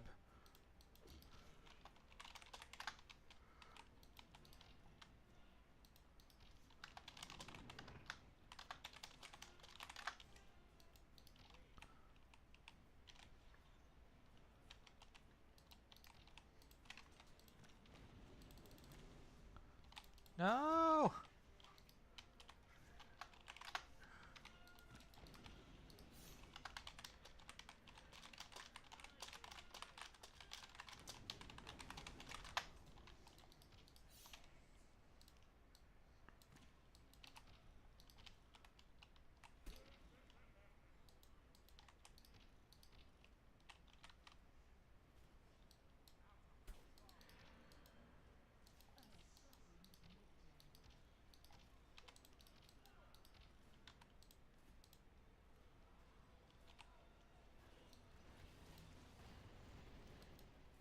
Oh, it's the blue one, okay.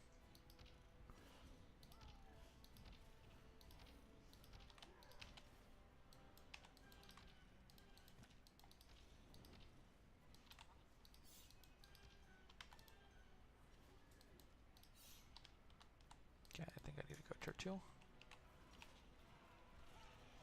Oh, never mind. Bird's got ground presence up here.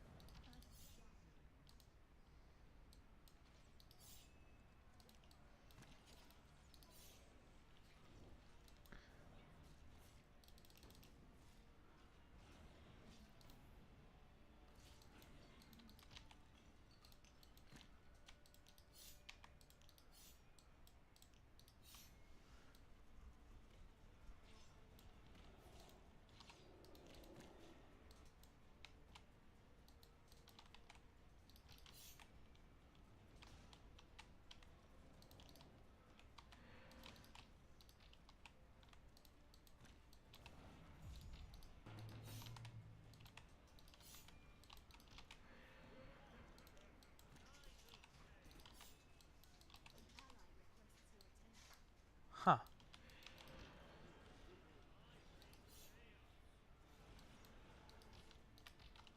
Weird.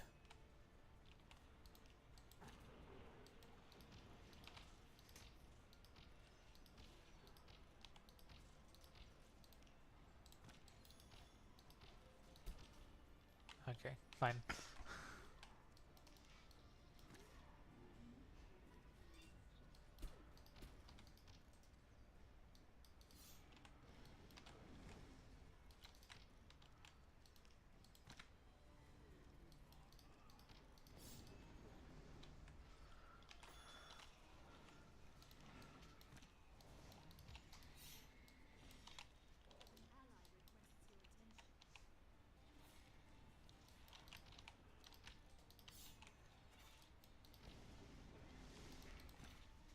How did that heal miss? Alright, well.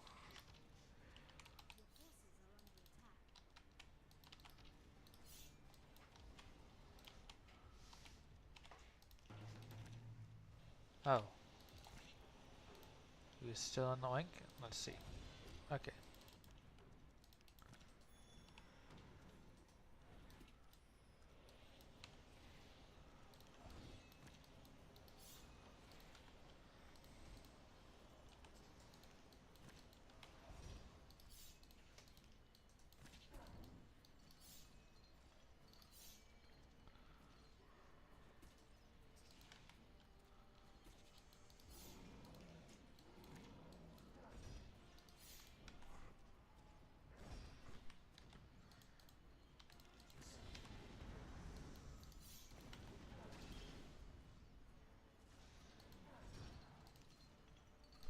Okay, we got that defended. His bird got his tier 4 up yet?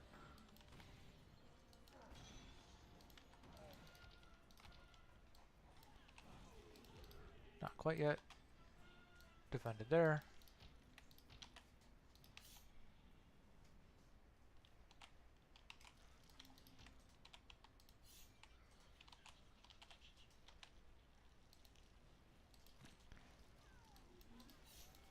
Yeah, it feels almost rude to tier 4 from this position.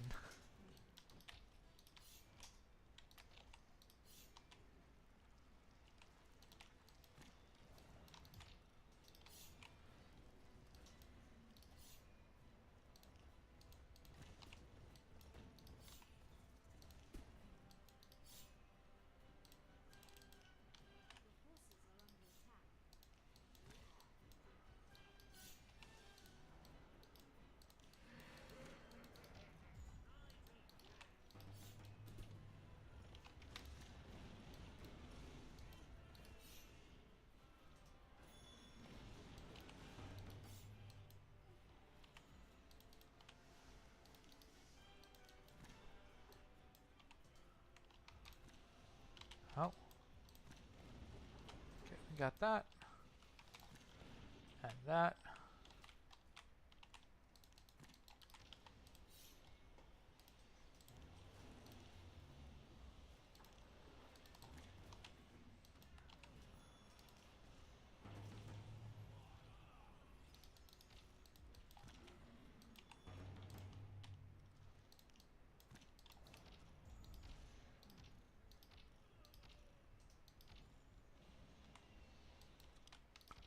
Alright. I mean, I don't need to go tier 3, but I can.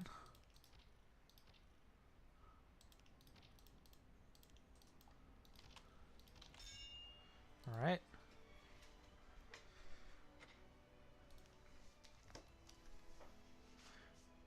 Is that it for tonight?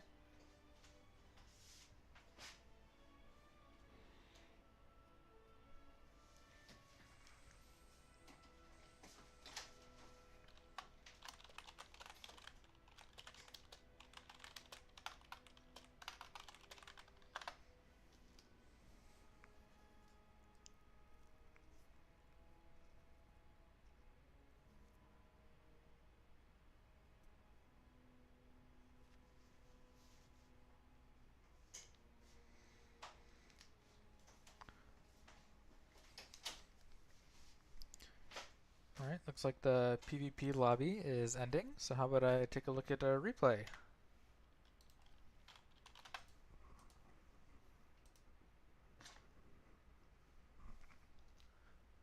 And we've got one sent in by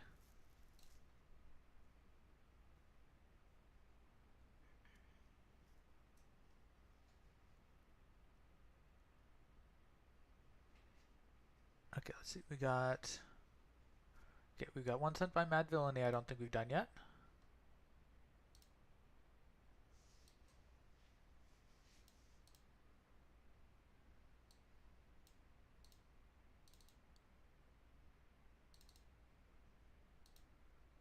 Then is that the only one by Mad Villainy?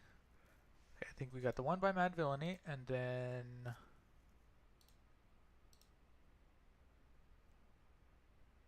got one from Sunterror.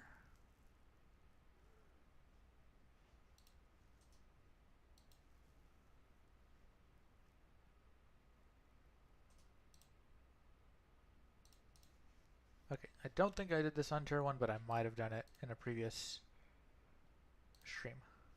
So let's take a look at those.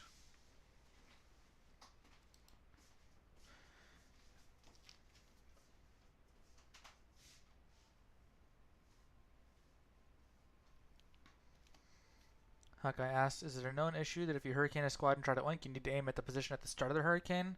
I don't know if that was an issue. I think that was a global change to the way that unit positioning worked, I think. Was that the unit position doesn't technically change from knockback. I think it changed some quotation mark bugs, but then it introduced other ones, which is that, like, for example, I don't think you can trigger mine with hurricane. Let's see. Maybe you can, because mine is based on the detection, not the... Let's see. Here should be fine. Mine is based on the detection, not the unit position. Okay, yeah, you still can trigger mine.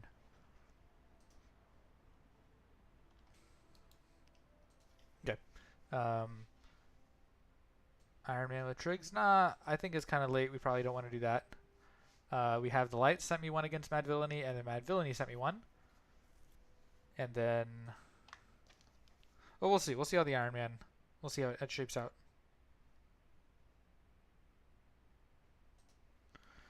But yeah, let's take a look at the replays first. And then... So we got the Sun Terror, we got the Mad Villainy, and we've got a couple from the Light. Triggs and I do need to finish that one Iron Man set, so maybe we do that. But let's take a look at those replays first. Triggs, let me know if you're down to start the Fire Nature or the Fire Frost one. Okay. We got Mad Villainy versus JD, and we've got Sun Terror versus General Pip. We didn't do those yet, right? Let's take a look at Mad Villainy versus JD.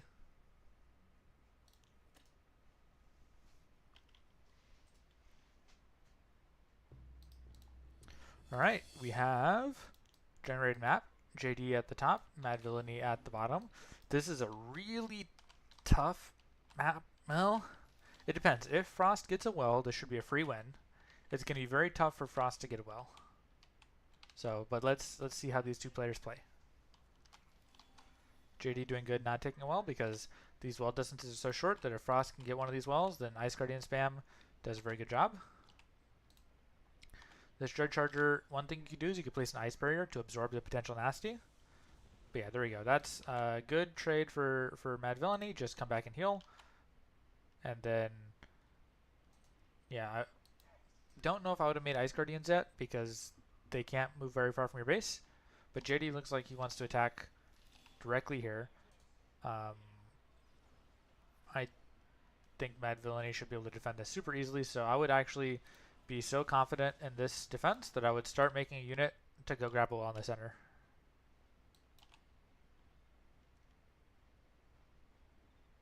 You could also play a Glyph of Frost back here to prevent them from running away. Depends if you're close enough or not, but that's... And I would definitely play a Frostbite on, for example, this guy to focus him out. He's going to try and nasty, so you want to put an Ice Barrier just to block the nasty. Yeah, I mean, the Frostbites are coming in a little late.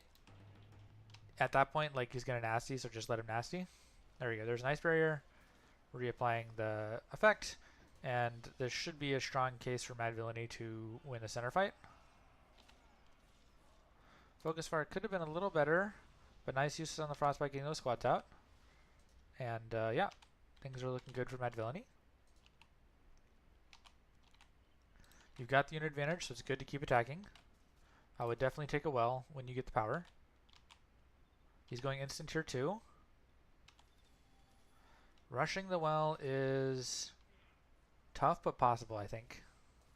You've got a lot of tempo here. Yeah, with the Frostbite, that should be good. Focusing out the unit. Yeah, and then focus out the orb here. Okay, and there's a cancel from JD. That's a very good spot. I don't know what the glyph was for, but yeah, in a good spot. Try and grab a well and heal up, gain map control, and you're all set. I would keep probably the 2 low health guys back behind while you grab a well, and then the 3 guys with full health can keep pressure because you don't need necessarily the whole army to put pressure. This is one of those things I was talking about bound power, is that you're binding 50 times 5, 250 power is bound in these tier 1 units, all in one spot. They don't necessarily need to be in one spot. 150 power is more than enough to win most engagements. Yeah, the glyph doesn't do much against Dread Charger in that position because he can just nasty. So hopefully you've become aware of that. Just focus out the well and probably go... Yeah, the problem is that your power is all bound in tier 1. So there's nasty. I think it's fine. You kicked his well earlier, or you didn't quite kick it, but you've got the +1. I would just go tier 2 right here, and you're going to be in a fine position, especially if you're Stonekin. Stonekin's a very good matchup against Frost or against Shadow. Even if you're pure Frost, that's also a solid matchup against pure Shadow. We see Mad Villainy had, he's a little low on power because of the power bound in tier 1, and that's allowing JD to grab the +1. I wouldn't go for close wall positions anymore because Shadow Mage is extremely powerful in the close wall position. I would say, like, at this point, you've got a good 50 power advantage because this well paid off about 25, and then him canceling the orb cost him 25. So that's about a 50 power permanent advantage. I would have said, like, you're okay, just go tier 2 and take your half W.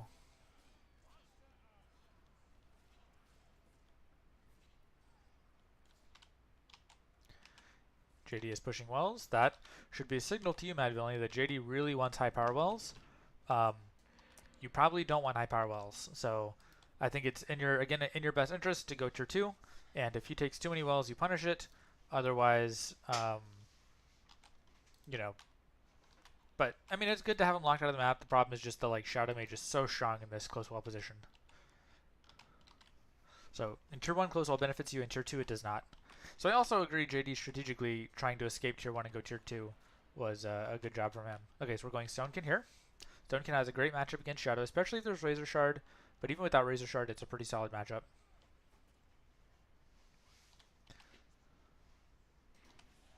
There's Razor Shard. There we go. You would probably want to focus the one that is using the ability. There's a Hurricane. Nice.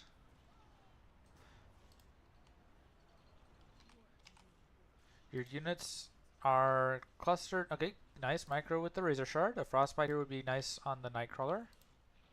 Good use of the Razor Shard against the Mage. And a very nice heal. This is a very nice micro from Mad Villainy in this situation right here. We've got a lot of small units against Dark Elves, which is not really the best, but it's fine. You're going to have to be careful about the Knight of Chaos. I would probably just root him. There you go, nice root. And then you can have the Razor Shard focusing him out. Meanwhile, your Master Archers can focus out the small Dark Elves. But you probably want to be focusing the Knight of Chaos. Yeah, because he's going to walk into you, and then your units are going to fight each other. Okay, you played the Oink. I feel like the Oink wasn't really necessary. I think you could have microed it out without using the Oink. And you woke him up before the Oink actually finished. So now your units all attack each other. You're fine, but keep in mind he's got the resource booster, so you're technically behind like half a well. So you can either try and build up an army or take a well. In this case, taking a well might be fine because he has nowhere to go tier 3. So I guess just be thinking about how well you can defend Harvester.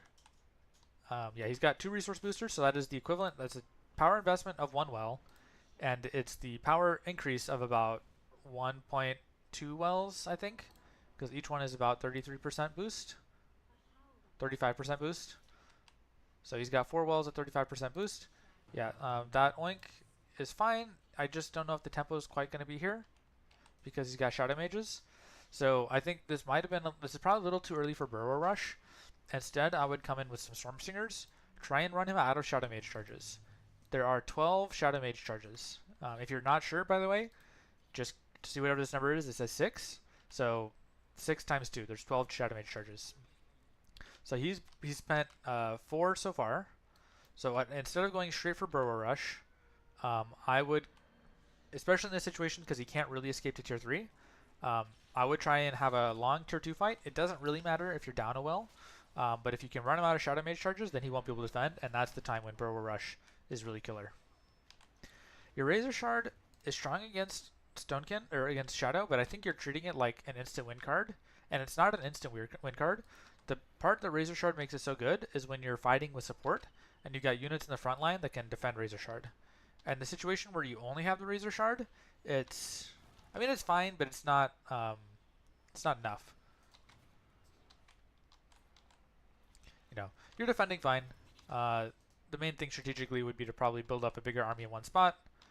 This actually is a really good choke point for Shadow because the R of Corruption. You could probably get a Razor Shard coming on this angle too, right? So I would just back off, try and get a Razor Shard around this angle, and this is a really powerful spot actually. Razor Shards can't be teleported, so you could potentially even just stack Razor Shards, put them all in a root or an Oink, and they get stuck in the R of Corruption, and then you can just siege this base.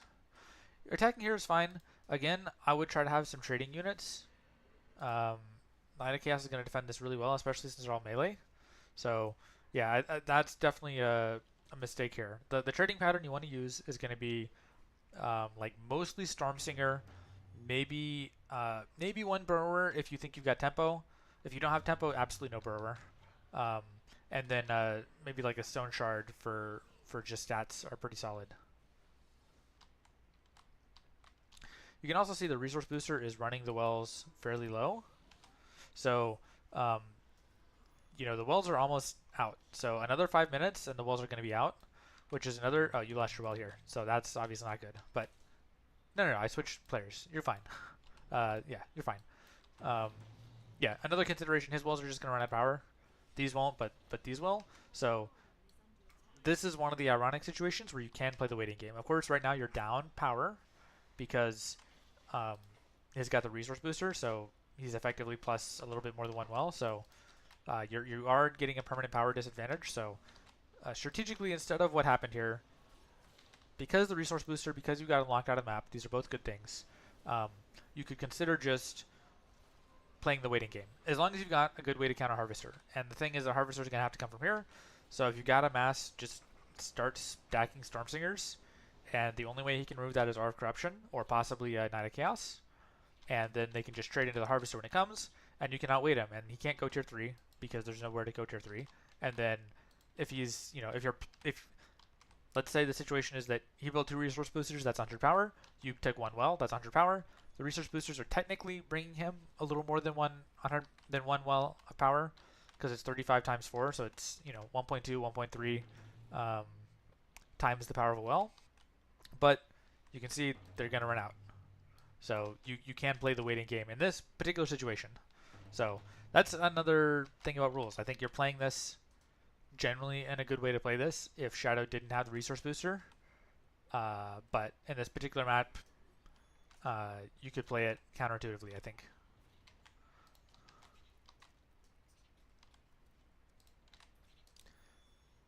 So Swell's taking some damage. We get a go. Oh, you're low on power because you got a bunch bound in the defense. Okay, so that was good from JD getting a kick. Again, with the Burrowers really tough to succeed against Shadow Mages. You want to trade against Shadow Mages. So try to have a unit advantage, basically Storm Singers or possibly Stone Shards. Get a nice, and Resist Charge in the backline, also very good.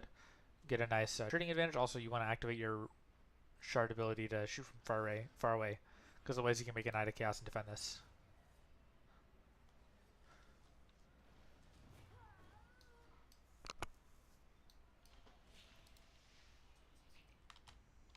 There's the Harvester. Let's see how you defend this. Spirit Hunters, okay against Harvester. Spirit Hunters have 600 DP 20, which is fine, but not the best, or single target DP 20. Fine, but you can see Stormsinger has 550 DP 20 for less power. So Stormsinger is a better power. Again, with the Brower, yeah, hopefully you're learning this lesson. But you see his wells are really close to running out of power. So you can't actually play the waiting game. You want to definitely root him as soon as the link ends. Okay, you got a Light Blade, even better. So yeah, with the Light Blade, you have no fear of Harvester. Just go run. You don't really want to fight him. You want to go run. Because this is 300 power bound to one spot, so you're playing the stalling game. You also want to be far away from your base, because one thing he can do, which is potentially scary, is to play like double Corpse Explosion. And that could be tough for you to defend in a well cluster. But yeah, your defended this very good. Nicely done. Stop him from going tier 3. There's his tier 3. Okay, so that's the part where I can see you have a problem. Yeah. So if you're able to maintain a better lock on the map and stop the tier 3, then you'd be in a better situation. And yeah, you can see his power wells are very close to running out. But that does mean he's gaining some power, so he's been about +1 on you this whole game. There's the Mountaineer. Strong card. I'd probably go ahead and get one pick on the Nightcrawler just to kill it. But at this point, I think power levels are probably high enough that I don't really foresee you kicking this, especially against JD, because I know JD plays a really huge tier 3. There's the shield building. You're not going to penetrate it, so you definitely want to focus out units. Good use of Burrowers. Stormsinger on the side is good to get range damage, because the problem is if you attack with only melee units, he can do things like this, like Frenetic or Warp or Aura or Knight of Chaos. A good idea is to attack from a wide radius. That way he can't block it with one CC or Lava Field or Explosion. Pretty much all those things have a radius of effect. So spreading for a wide range allows you to avoid the radius of effect. Let's see how you're doing. JD still has the wells, but you've got about 1 more minute before those wells die. So if you survive another minute, his power is going to be super duper low.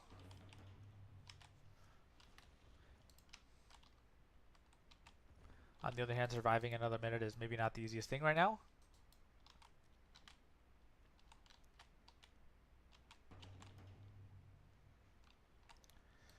So you're still attacking. This is another thing to think about. Right now, JD's unit composition is increasing, and he's got a large army. You probably want to thin that army down a little bit.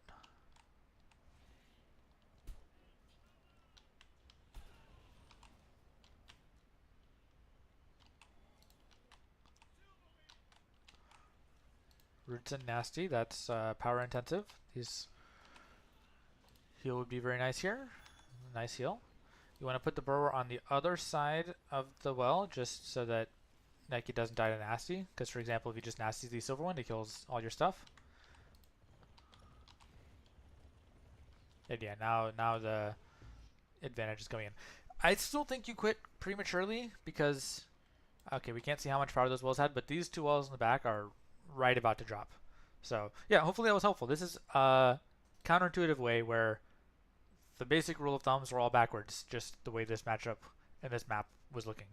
But your micro is really good, really improving. So I'm excited to see where you'll be. And even a week or two, I think we'll see some serious gains. Well played. Next, we have a game between Sunterra and General Pip.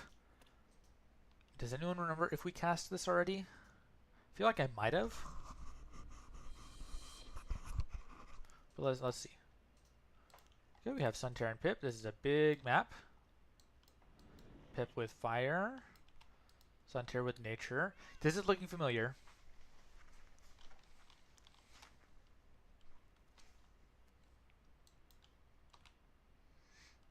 Okay, we got the +1 from Pip. This is instantly rushable with Dryad spam, FYI. And we see instant tier 2 by Sunterra.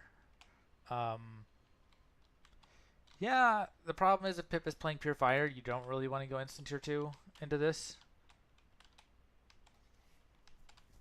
So, we'll see. Pip goes +1. That should be a kick for you. Yeah, it's Twilight. Twilight has a really hard time with this. You should be attacking the well. Don't bother with his unit. So yeah, just get your Amazon to attack the well right here. Oh, you're Stonekin. Yeah, Stonekin fine. Like 1 Stormsinger, 1 Burrower. You can kick this well as Goner. Fighting a Scavenger, that's fine. The problem is that you're letting him have power to Lava Field. Yeah, Lava Field's up now, right? Whereas if you had attacked before Lava Field is up, or if your units, let's say, are out of days and in position before Lava Field is up, then you're in a better spot. Okay, you decide to, instead of attacking, we've gone +2 wells by players. If you're playing at tier 3, that's totally fine. If you're not playing at tier 3, that's not a good idea. We see attack with Amazon, you should run away. The Twilight Archers are going to beat your Amazon, especially with the Twilight Brute, so that kind of threw away the Amazon. Yeah. Spirit Hunters, I like. You definitely want more than 1 unit, though, because he'll just Hurricane them and get the trade. So, yeah, your Spirit Hunter's a little out of position right now. Pip could place a Hurricane throwing you towards him. Exactly, perfect done from Pip. He should spread to avoid an oink, and you could have oinked to... There's an oink.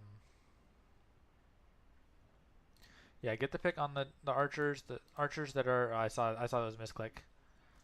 Okay. A little bit of misclick. Puts you behind. Yeah. Low power level is a very nice position for Fire Nature to be against Twilight, but in general, Fire Nature has a really tough time against... Sorry, for Fire Nature to be against Duncan. But in general, Fire Nature has a very hard time against Duncan. By the way, Triggs, you want to finish that Iron Man game we had going, or is it bedtime for you?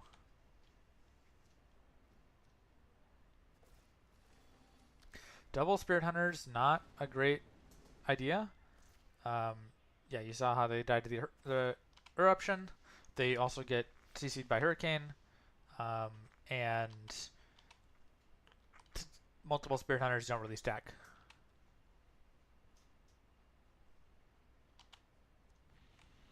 Stone Tempest. This is tough to play when you're down on tempo.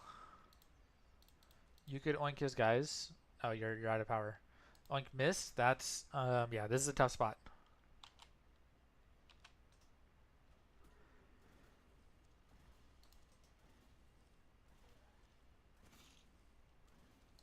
Okay, Stone Tempest is good, knocking away the Slaver before he can get to you. Again, your positioning here, a little bit awkward. I would come with the Stormsinger over here, just so they can't both be oinked. But yeah, very good. You defended. Pip went +1. You went +1. I think... Oh, Pip's got a lot of power. Pip's trying to go tier 3, I guess. Yeah, I think instead of the +1, it would have been better to try and go for tier 3. Hurricane felt unnecessary there.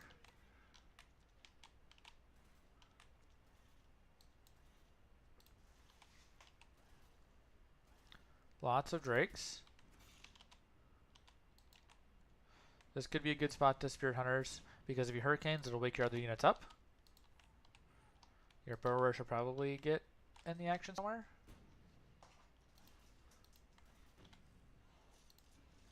Okay, running away with the Stone Tempest. It's fine. That Burrower's definitely going to die, though. This would be a good position for Spirit Hunters, good position for Oink. Yeah, definitely Oink here. Yeah, the Burrower, I think, was just spawning the Burrower in that position was just a little awkward, maybe.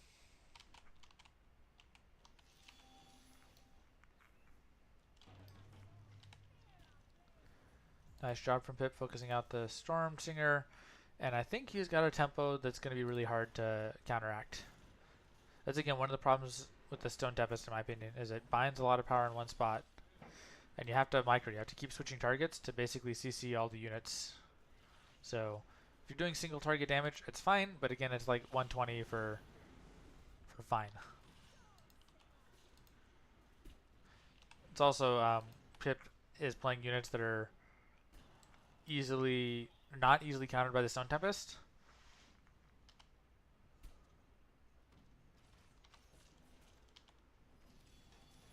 And yeah, Pip playing this very well, textbook style. So not a ton of things that Suntier did wrong.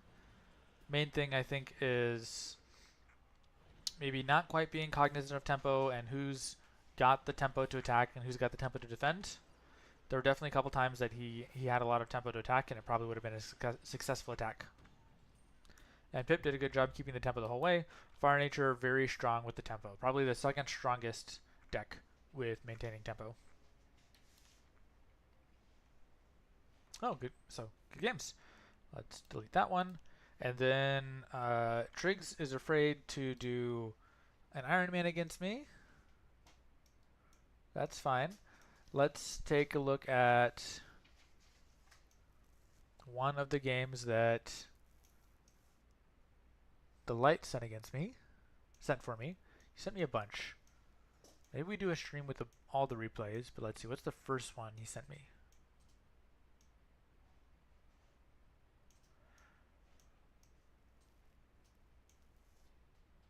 Okay. I think I did that one. It wasn't what we thought it would be. Let's take a look at this one.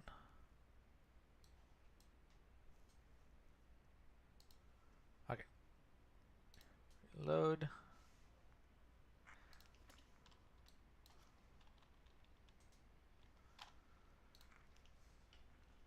And semi. Oh, it's Light versus Killbuster. I think we did this one. Let's pass and do another one.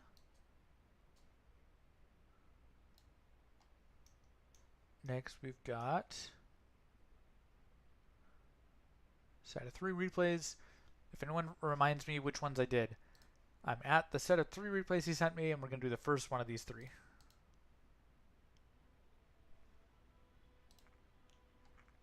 Okay. The Light versus Michelos. Nice to see Michelos back in the game. Michelos has been a kind of semi-casual, semi-veteran PvP player. It's pretty good.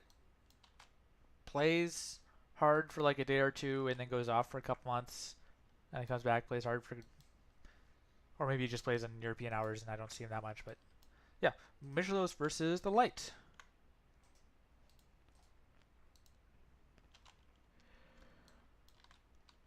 Classic tier 1 fight. Forsaken both sides.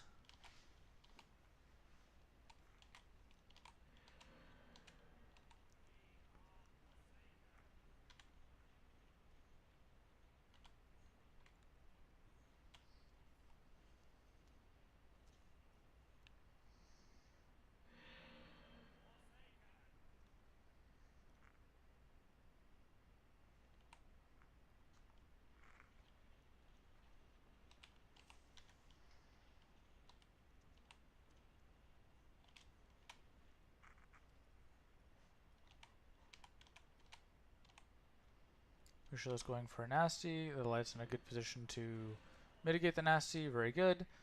He can run away and lose a bit of tempo, but heal up and have a nice 50 power trade.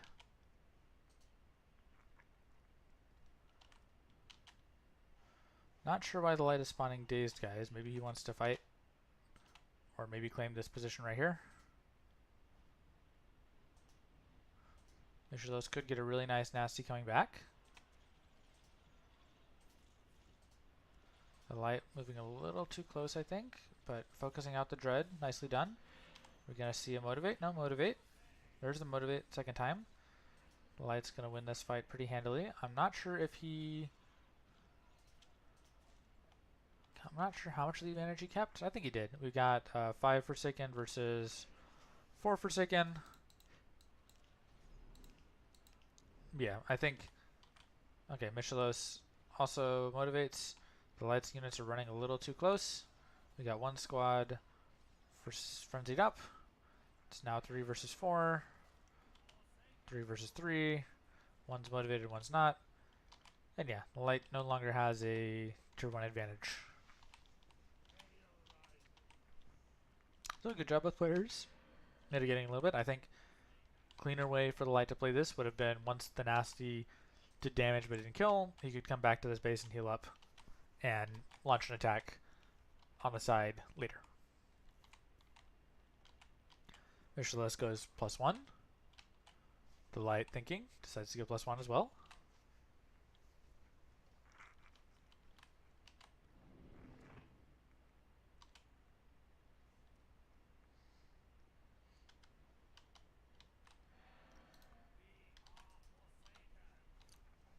Lots of Forsaken coming in.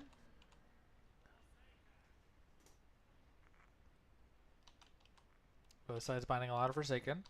If either player is Shroud of Nature, this would be huge because you go tier 2 and then Hurricane all the Forsaken and then run over your opponent.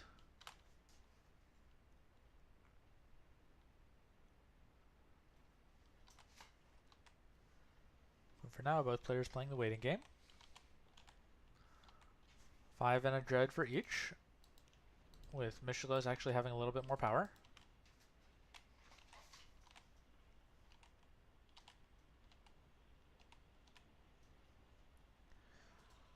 Nasty is not going to do much. Slight misclick from the Light, I think, but good job pulling the Dread out. Nice spot here. Tier 2 from the Light. Nice motivate. No return motivate from the Light. That is pretty huge. There's a motivate. It's 3 and 3. The Light did save his Dread though, so that's a nice spot. Nice pull back.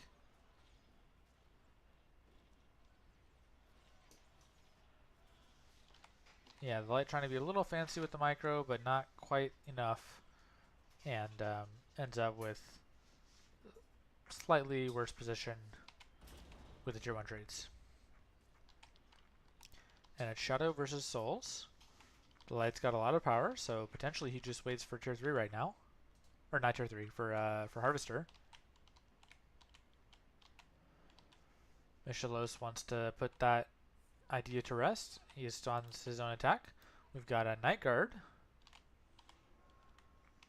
for defense against Lost Reaver.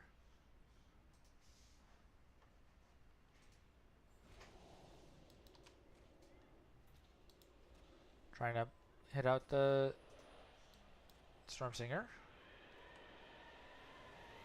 There's a warp, again to save the Night Guard. We'll see. I think this Nightcrawler might make this really hard. Yeah, Nightcrawler is not going to make it. Reaver's going to kick the well. Yeah. So, Nightcrawler's fine, but I think not really necessary. I think at this point, Nightcrawler is more about the positional threat than getting the swap off. I think you shouldn't consider the Nightcrawler will actually get a swap off. It should be more like, you can't come here because if you come here, I'll get the swap off. At least at a higher level play, I think that's probably the way to treat the Nightcrawler. No, Night Guard. Yep. A little bit of friendly fire from the Knight of Chaos ability. Coming in with a big army. This army, you would really like to attack at a cluster, for example here, because that way he could suicide the army and play Corpse Explosion, and only one well or orb from the cluster can be saved. Whereas here, you suicide the whole army, and then you just Glacier Shell, and your stuff is fine.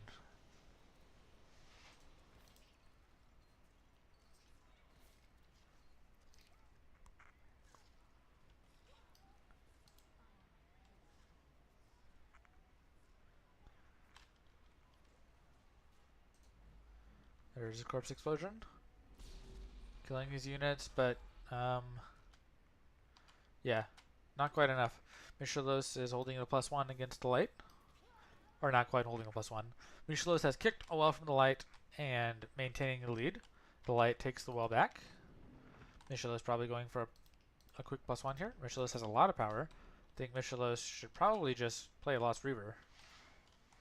And the light going for another well. This is evening the odds for the light. He's not winning, but evening the odds. Again, I think with that 200 power from Michelos, just Lost Reaver on 2 different bases, holds pretty easily. Knight of Chaos probably defends this quite well. Michelos tried to get a good spread. It's still fine. The light could position his Knight of Chaos a little bit better so the units don't attack him. But he's still getting the kill on the Stormsinger and probably the kill on the Dark Elves. So that's still a good trade for him. 40 for like 110.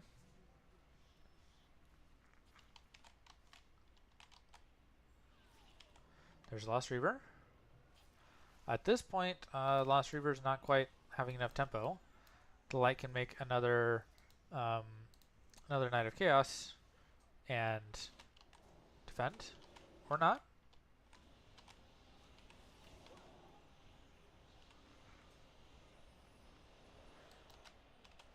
Oh, he wanted Night Guard.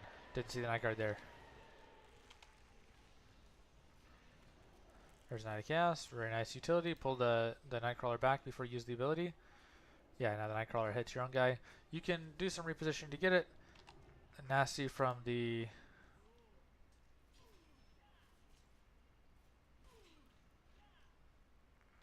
Okay. Yeah, this is probably one of the first games of the Lights using the purple Knight of Chaos. So this positioning is a little awkward, but I've actually... yeah, I've probably only played a half dozen or so games with it myself, but I feel like I've got the hang of it a lot better now. We have Tier 3 from Michelos. And we're going to see if the light responds Tier 3 to Tier 3. He probably will, because Harvester is pretty bad against Souls Tier 3 when Aura is online. And shield building and Timeless 1 and lots of stalling tools. So we have Tier 3 Pure Shadow versus Tier 3 Souls. Depending what's in here, this tends to be a good matchup for Pure Shadow. Pure Shadow has the Void Storm, which can do a board wipe, and Pure Shadow, yeah, it can go both ways, but let's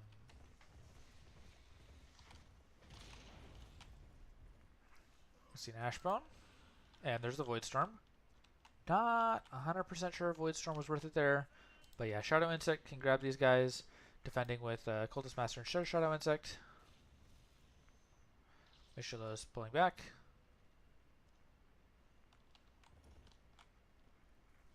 There's the Shadow Insect grabbing all those sweet corpses. These Nightcrawlers will do very least, they'll add some more corpses for the Shadow Insect. There's a timeless one.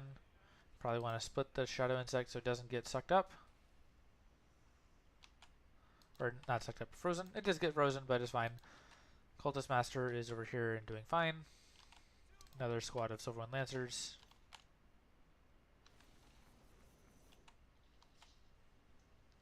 He warps them nearby.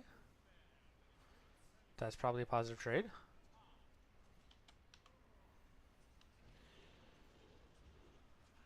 Another Cultist Master and Ashbourne Pyro. Asking for a big freeze here.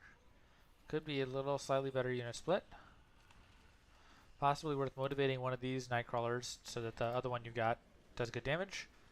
There is no building protects, so Michelos Frost Shard would take it. And yeah, I think Michelos is getting a well kick. The question is partly how bad is the counter kick going to look?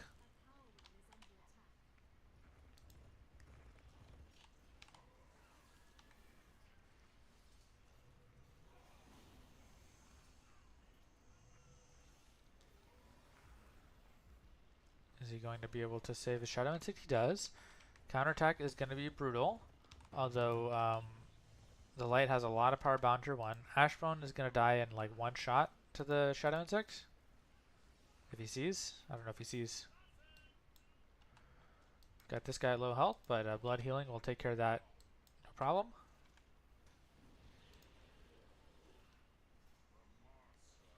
How much does Shadow Insect actually do per shot? Does 600. So yeah, so like 900 damage per shot is enough to one-shot a dazed Ashbourne Pyro. So the Light defends. There's an aura. Looks like we warped out of the aura. And the Light has a nice unit advantage. He's got some healing up to do, but overall doing fine. Actually, I guess he doesn't have to heal up. Well, he should because there's the aura, but he could just play blood healing to heal up. The blood healing would repair the Cultist Master health.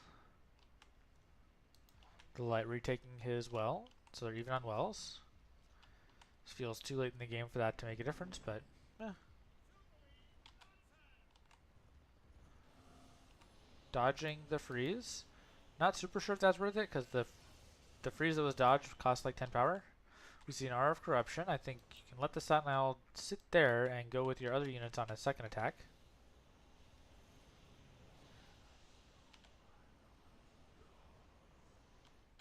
Or not. That's a lot of Cultist Masters.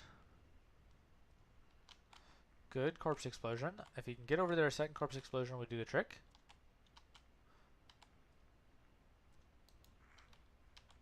Let's play somebody to defend this. There we go, and there's the Michelos spawning his guy in the aura. Not getting it off. There's an attack. Yeah, that's going to be very big. Nice freeze.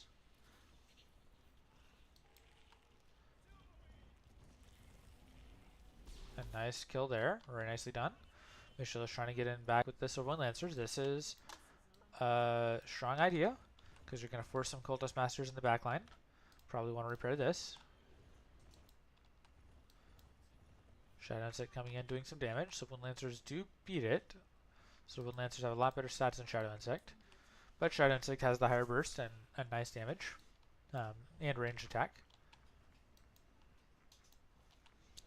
Silver One Lancer with the freeze is going to be getting dangerous.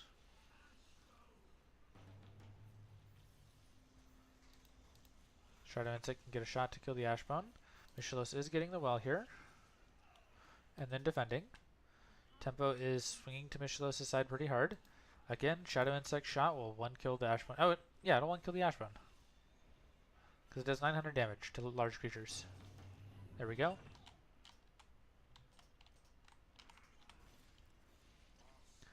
Michelos doing good with this attack. I don't know what that corpse explosion was. Maybe it was supposed to be another warp. Yeah, Michelos should probably rethink all the dazed Ashbone Pyros because they do get one shot by the Shadow Insect pretty hard.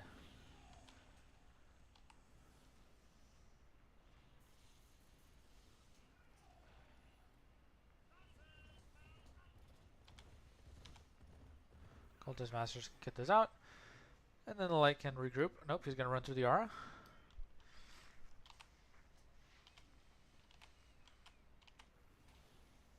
Nice shot there. Cultist Masters with the teleport. Gonna do good damage. There's the freeze. Potentially could make some more Cultist Masters and teleport. Yeah, you need 2 corpse explosions to kill that. So even then, I think a light probably has a problem with killing his units into corpse explosion that doesn't necessarily work. Corpse explosion is a hard card to get the finesse right about when it's going to kill him and when it's not. Night Owl Chaos would be a really good defensive tool here. Void Storm works too, very strong. There's a Shadow Insect. We're running Michelos quite low on charges, I think. Second Shadow Insect, a very nice way to defend this attack.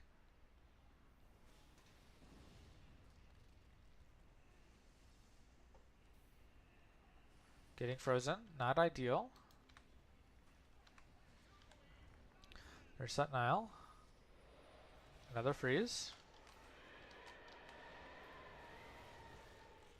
Lots of power being spent on all sides here. This is a little tougher for the light to defend. I mean, if he needs to, there's always Void Storm. I think Michelos has spent a lot more power in, or a lot more units in Tier 3, so charges are probably a problem. Might want to see a warp. Okay, Michelos gets a kill.